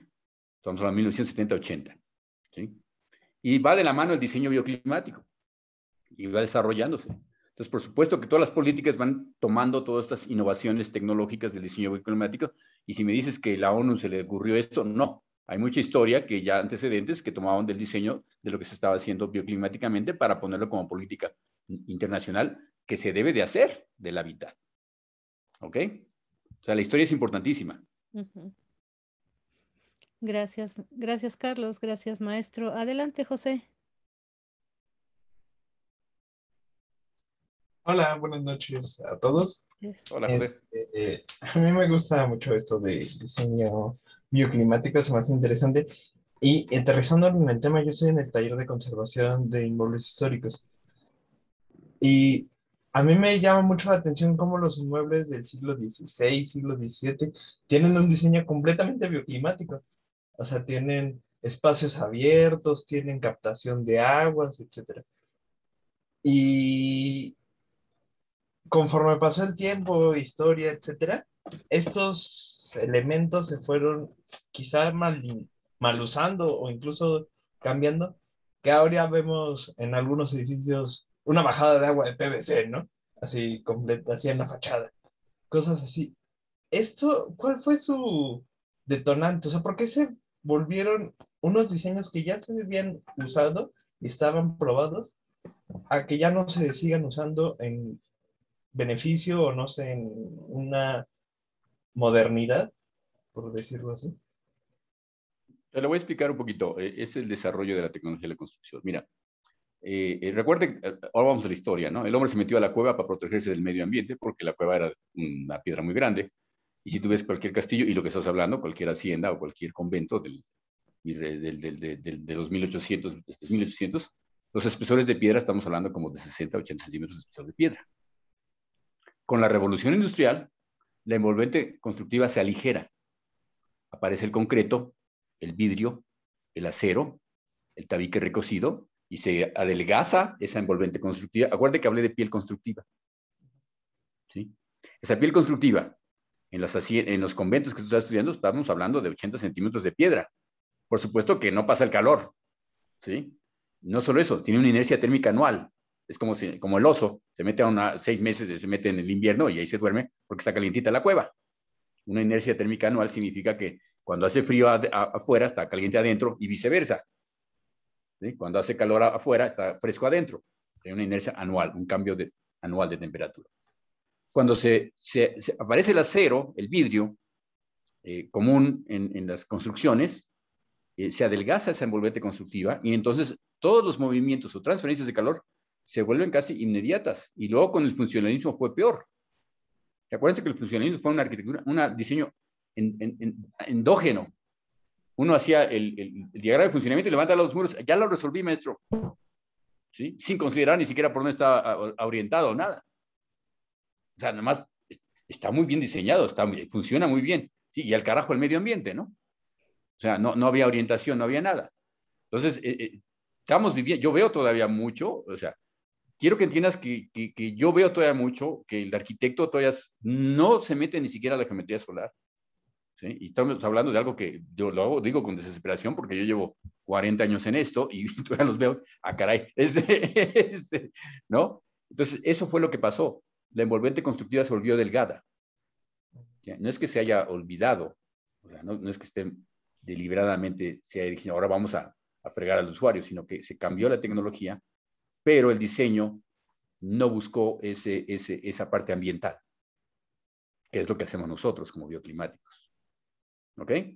Ok, muchas gracias. Gracias, José. Gracias, maestro. Una pregunta de Vania Rojas. Dice, excelente presentación, maestro. En el sentido de los cambios físicos, ¿qué tanto afecta el movimiento de los polos o hasta qué punto será necesario tomar en cuenta estas declinaciones? Mencionaba términos de solar pasivo y activo. ¿Cuáles son las diferencias entre ambas? Y por último, ¿dónde podemos conseguir sus publicaciones? Muchas gracias. Bueno, ahí les va. En la primera, fíjate que la variación de lo que estás hablando, pues sí va a afectar los climas. Pero, por ejemplo, yo he hecho mucho análisis y se los digo a los muchachos de maestría, cuando hacemos análisis de gráfica solar. La gráfica solar no cambia mucho entre 2, 3 o 4 grados de latitud. Casi es la misma. ¿Sí? A veces el bioclimático quiere ser muy exacto y no deja un rango de flexibilidad, porque quiere ser tan exacto que si ya tengo todo el rayo solar y todo, y ese día estaba nublado.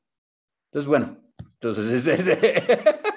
así de exacto quiere ser. Entonces, es como, ustedes son del poli y saben bien resistencia de materiales y saben que el acero trabaja con un rango de la fluidez y el concreto también, no trabajamos al máximo, ¿no? Y los bioclimáticos quieren trabajar al máximo.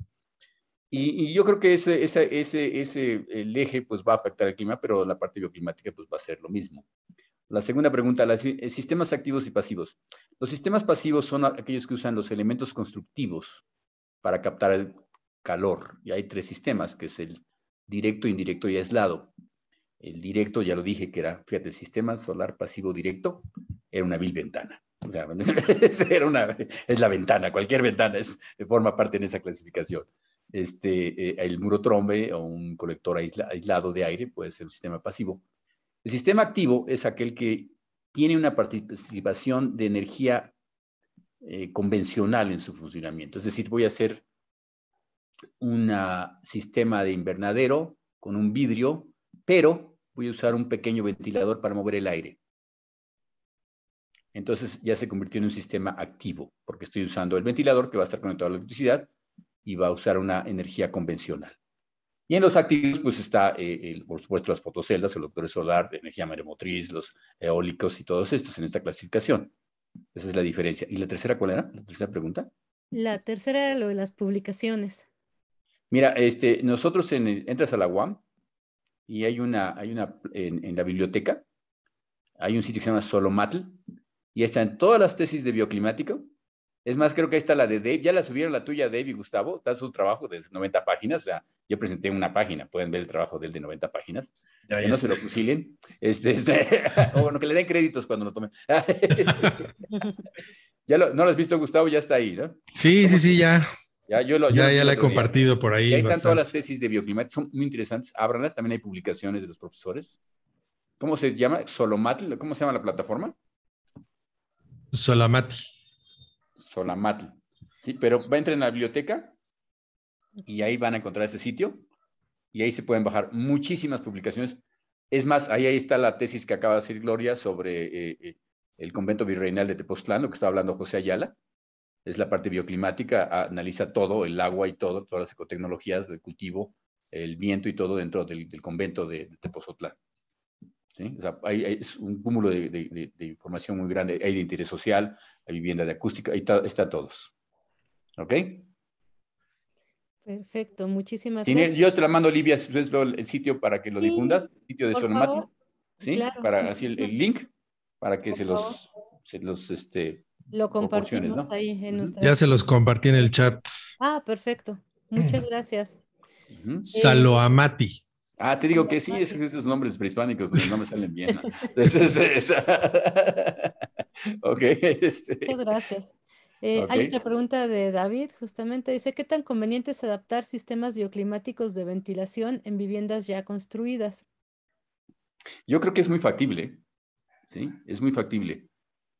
Hay que hacerlo con cuidado y es muy necesario, ¿sí? Y no cuesta mucho. A veces nada más abrir un boquete de 20 por 20 centímetros en la pared y se solucionó todo el problema, ¿eh? O sea, es cuestión de analizarle. A mí me pasa muy seguido. Yo a veces llego a una casa y digo, caray, si haces un huequito de 20 por 20, no le va a pegar la estructura, no va a pegar nada. No saben los bosques, le metes una malla, le metes una sierras fables cuando quieras y solucionas el sobrecalentamiento en un lugar. Es bien fácil, es bien fácil. De hecho, ahorita que tomamos la parte de conventos, José, yo he visto adecuaciones bioclimáticas en conventos también, ¿sí? En la parte patrimonial, ¿no? Hay mucha remodelación del patrimonio histórico. Y bueno, cuando cuando hacen las intervenciones, los conservadores o los restauradores tratan de conservar al máximo como se hizo, pero pues ves que si hay un problema, pues puedes hacer una aportación en ¿cómo se llama? En mejorar las condiciones de lo que estás restaurando, ¿no? Gracias David. Gracias, maestro. Hay una pregunta de Nadia. Dice, gracias por la ponencia, fue muy interesante. En el análisis de los casos de estudios que nos presentan, si encuentran algún imperfecto en el diseño, ¿hacen alguna propuesta para lograr el confort del usuario? ¿Y qué tan complicado es involucrar la bioclimática en edificios, bueno, construidos, que era lo que ya preguntaba David? A ver, aquí hay dos cosas. Por supuesto que sí. Bueno, ahí está David. David, ¿cuántos proyectos hiciste? O sea, creo que... ¿Cuál es, maestro? Que si te hice correcciones del proyecto. ¿Correcciones del proyecto? Uy, no, pues fueron... Como 20, ¿no? Más o menos, sí. Por supuesto que sí. O sea, nosotros se hace una propuesta de diseño, se revisa y por supuesto se revisa y se encuentran los errores de ventilación, de iluminación y a corregirlos. Y luego, aquí yo siempre pongo una condición, o sea, la condición es que les tiene que gustar a ellos mucho su diseño, la segunda condición le tiene que gustar al otro, la otra edad del uno, como Octavio Paz, ¿no? Y la tercera es que me tiene que gustar a mí. Entonces, cuando llegan conmigo, pues generalmente ya van por la número 15, entonces, es como convencer al cliente, ¿no? Y sí, claro que sí hacemos mucha revisión del proyecto, muchísima, de todo, los rayos del sol, el asoleamiento, los espesores de materiales, todo. De hecho, de eso se trata el diplomado. El diplomado tiene un perfil profesionalizante, ¿sí? La maestría y el doctorado es un perfil de investigación. Ahora, sí, no, la pregunta, sí se puede, hay adecuaciones bioclimáticas a edificios construidos. Sí, hay mucha intervención de adecuación bioclimática a edificios construidos. Es fácil, aquí el problema es más que nada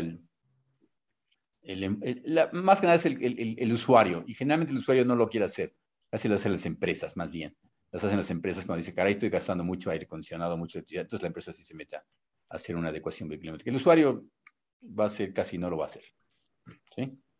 Gracias Nadia. Una pregunta de Mónica Estrada dice, me parece muy interesante todo lo que nos comenta. Mi pregunta es si han hecho algún análisis de algún auditorio o que, bueno, es el tema justamente de Mónica, o algún espacio enfocado al sonido y o música, ya que he asistido a algunos en donde, por ejemplo, se encierra muchísimo el calor y o al contrario hace muchísimo frío.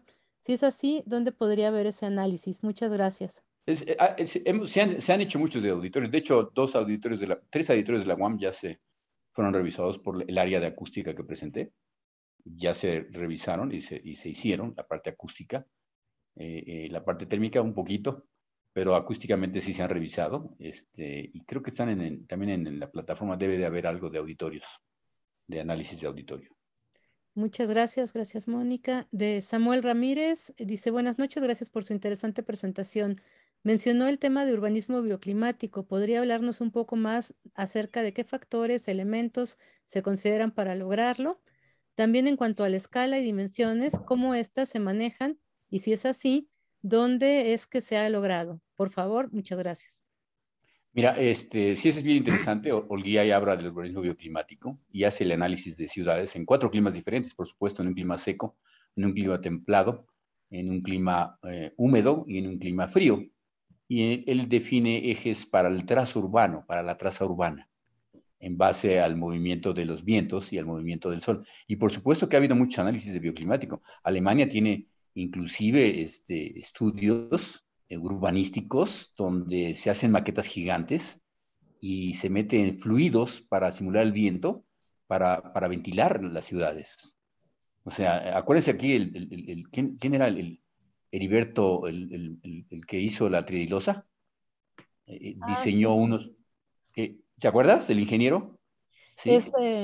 Castillo, Heriberto Castillo. Heriberto Castillo. Heriberto Castillo. Él diseñó unas chimeneas para ventilar. No estaban mal, no estaba tirado, eran muy interesantes. Esas chimeneas, era una chimenea que trabajaba por convección, de tal forma que por un diferencial de temperatura moviera el aire y quitara, aquí acuérdense que está la inversión térmica, ¿no? Y la acumulación, luego están con los ojos llorosos así que andan en la ciudad, ¿no?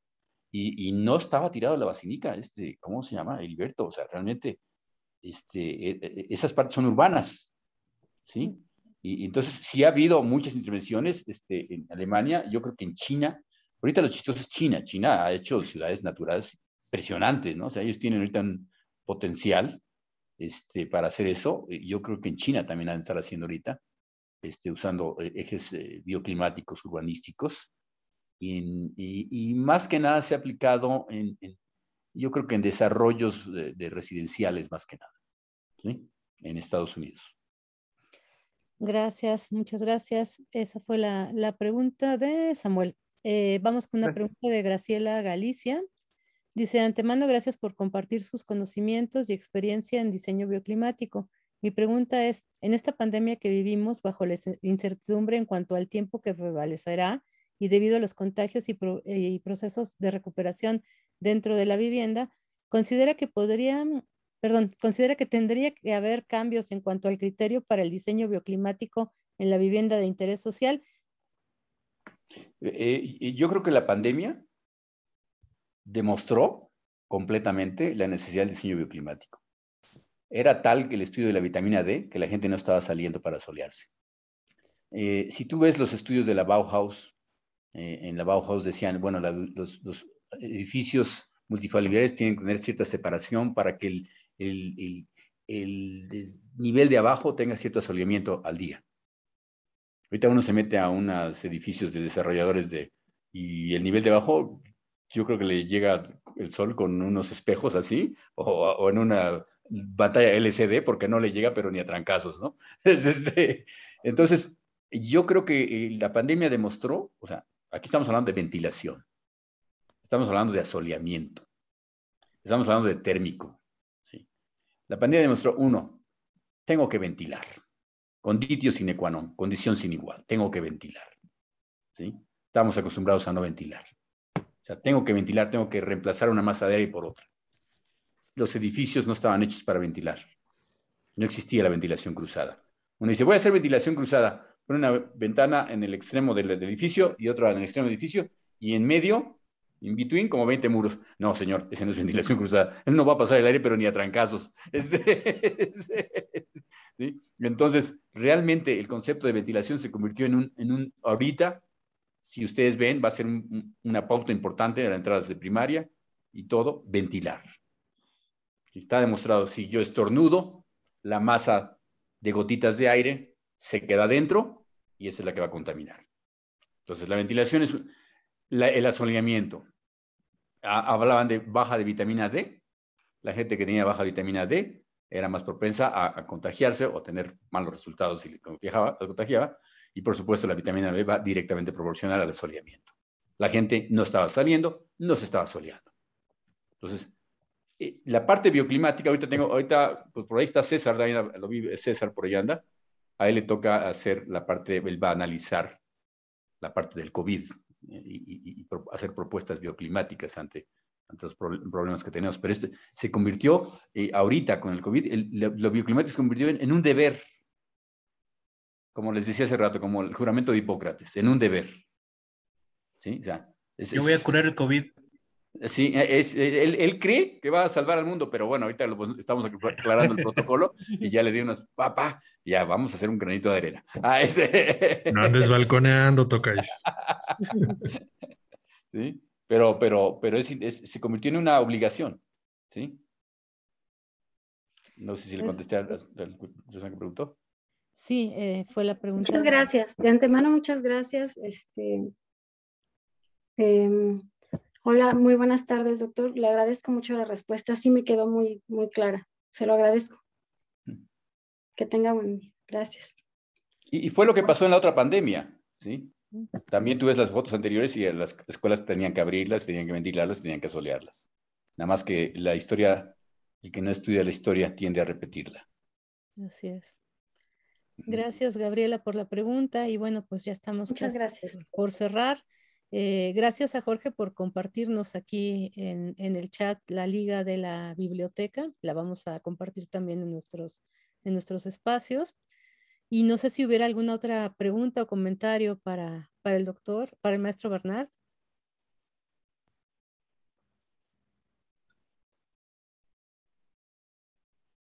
Dice, ya fueron muchas, ¿no? Está muy bien. Gracias. Ya se me pasó el telerín. Pues agradecerle al maestro Roberto Gustavo. No, pueden preguntar, si tienen preguntas, por ahí vi que alguien iba a preguntar. Sí, bueno, creo que fue la voz de Samuel, ¿o de quién fue? No recuerdo. Solamente dije que muchas gracias por su presentación y pues muy interesante su tema.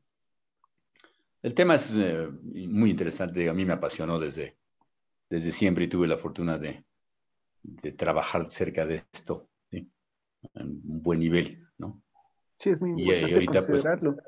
Pues, gracias. Y bueno, pues los agradezco a ustedes. Yo sí quisiera que tuviéramos más contacto entre la UAM Azcapotzalco y los estudiantes del Poli y que pudieran atender algunas clases con nosotros y viceversa, que nuestros alumnos pudieran participar de los seminarios también con ustedes, ¿no? Pues nos encantaría, o sea, por acá. Eso lo platicamos, digo, yo lo platiqué con el director, Olivia, ya lo platiqué ¿sí? La idea es la vinculación, es inclusive tomar una materia, ¿no? Completa, ¿no? Por supuesto, estaría buenísimo. Pues aquí anda el coordinador de la maestría, es el doctor Tarcisio, y pues está en la mejor disposición. Entonces, por supuesto que creamos ese vínculo y pues podemos empezar con eso, con clases, con estancias, con todo lo que se pueda. Es un intercambio académico, es un intercambio muy sano, ¿no? Lo estoy ahorita haciendo con la Universidad Autónoma de Baja California, con Colima, estamos haciendo lo mismo, y es muy sano porque hay profesores expertos en nosotros tenemos una planta como tenemos el diseño bioclimático en la UAM fue pionero, pues ya tenemos como 30 años de antigüedad, entonces la planta académica es muy preparada, ¿eh? O sea, tenemos doctores, tenemos SNIs, tenemos todos muy especializados en bioclimática, y lo bueno sería compartir todo ese conocimiento, ¿no?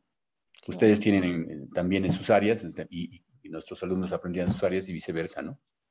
Sí, y pues antes de terminar, porque hay otra pregunta de Gabriela, dice, en el proceso de generación de emisiones contaminantes dentro de la vivienda en la etapa operativa, ¿qué papel en cuanto a nivel de importancia cree que juega la arquitectura bioclimática para la reducción de estas emisiones contaminantes? Acuérdate que yo platiqué la parte de Oggiboni, de la tabla bioclimática, y Oggiboni decía, bueno, yo puedo diseñar bioclimáticamente desde 5 grados hasta 45 grados sin usar equipo mecánico. Entonces, obviamente, la participación de equipo mecánico en dotar de confort o de habitabilidad a la vivienda, pues va a generar contaminación, ¿sí? Y el diseño bioclimático no va a generar esa contaminación. Es bien importante, por supuesto, que la participación del diseño bioclimático para disminuir esas emisiones. Entonces, es una obligación ya. Por eso les digo, esto es una obligación, esto no es una moda, esto ya debe de ser. O sea, esta herramienta la proporcionó en 1969. Giboni dijo, pues arquitectos, si ustedes diseñan bien acá, dejan entrar el sol, y acá tienen masa térmica, y acá dejan ventilar, pues todo este rango de temperaturas y humedades lo podemos hacer sin equipo mecánico. Y no pasó mucho, estamos hablando de casi 40 años, ¿no? Entonces, por eso estamos así. No, pues muy bien, pues muchas gracias. Gracias, Gabriela. Y por ahí, bueno, dice Adrián, sería muy bueno y nos darían, bueno, repitiendo esto de crear convenios y un mayor acercamiento entre nuestros posgrados, sería muy bueno y nos daría más armas y conocimientos para nuestras materias o doctorado, y siempre el intercambio es bueno y además grandes instituciones con grandes profesores y excelentes instalaciones, dice. Y Vania dice, tenemos el taller de ambientación pasiva, sería muy interesante el enlace con su posgrado, claro. Muy bien, pues ¿Qué es el taller de ambientación pasiva? Que por ahí está el doctor Mayor. Vania. ¿Nos escucha, doctor? Digo, sí, sí, doctor Mayor. Sí, buenas noches, doctor Roberto. Sí, es una de las, digamos, líneas de investigación que trabajamos aquí en la maestría. Hay cuatro áreas y una de ellas es taller de ambientación pasiva. Entonces, sí, por supuesto que estamos aquí escuchando y pues, es muy interesante. Yo creo que es como se comentaba, es muy sano poder hacer este tipo de intercambios. Yo personalmente, pues a usted no lo conozco, no he tenido pero conozco a mucha gente, a José Roberto, a José Roberto, sí. Sí, no, pues él también, fíjese que José Roberto fue mi profesor en el Poli. Sí. De hecho, él trabajó acá en el Poli y ya después se fue para allá para la UAM. Sí, no, y sigue por ejemplo, Aníbal. Él sigue en el staff. Aníbal es de mi generación, él salimos de mi generación, sí. Y José Roberto, pues es toda una historia bioclimática, realmente claro. Esto de historia bioclimática. Sí, Víctor también, ¿no? Víctor Fuentes, más joven, sí, él es egresado de ahí. Sí, de hecho hemos tenido algunos acercamientos, me han invitado, por ejemplo, a participar ahí con ustedes en algunas tesis que se han presentado de como jurado. Maestría, como jurado, exacto, de maestría, de doctorado. También ahí mantenemos relaciones, pero con la UAM Iztapalapa por su laboratorio de confort. Cuestiones térmicas, ajá, sí. Exacto. Entonces también tenemos ahí algunos trabajos que se han desarrollado con apoyo de ellos. Yo creo que sí podemos seguir trabajando. Ahora con lo de la pandemia pues nos ha impedido todo esto, pero sí estamos ahí en ese... No, y formalizarlo, lo que yo quiero es formalizarlo, claro, más que nada claro. Formalizarlo, ¿no? O sea, sí. Y hacer el convenio, ¿no? Claro que sí. Institucional. Sí, para que quede más firme todo esto. Sí, está bien. Gracias. Sí, gracias a usted. Gracias, doctor Mayorga. Pues no echemos esto en saco roto y pues tomémosle la palabra, y por supuesto que hay mucho interés desde nuestro posgrado también por crear esos vínculos. Pues muchas gracias, maestro Roberto Gustavo Bernard, también pues a los compañeros del posgrado en diseño bioclimático que estuvieron aquí en la sesión acompañándole. Y pues le agradecemos muchísimo esta sesión. Estuvo muy rica la charla, muy amena y pues nos deja información muy interesante. Y pues bueno, gracias, gracias por la invitación y bueno, ahora sí que estrené el seminario porque dice que va arrancando. Me tocó estrenar el seminario, ¿no? Muy bien, nuestro semestre. Les agradezco mucho la invitación y cuando quieran cualquier tema, estamos a su disposición. Cuídense mucho. Claro que sí, la pandemia. muy buena noche y pues gracias y seguimos en contacto. Descansen. Gracias. Y sigan cuidándose, por favor. Gracias por la invitación. Gracias, hasta luego. Gracias, buenas noches, hasta luego. Buenas noches. Vamos, tocayo. Cuídense mucho. Bye. Hasta luego, gracias. Doctora Olivia, muchas gracias. Hasta luego. Gracias. Compañeros. Cuídense Gracias, mucho. Oli. Cuídense, que les vaya muy bien. Buenas No me noches. escuchabas, pero yo Gracias. escuchaba bien, Oli. Gracias, buenas Saludos. noches. Cuídense.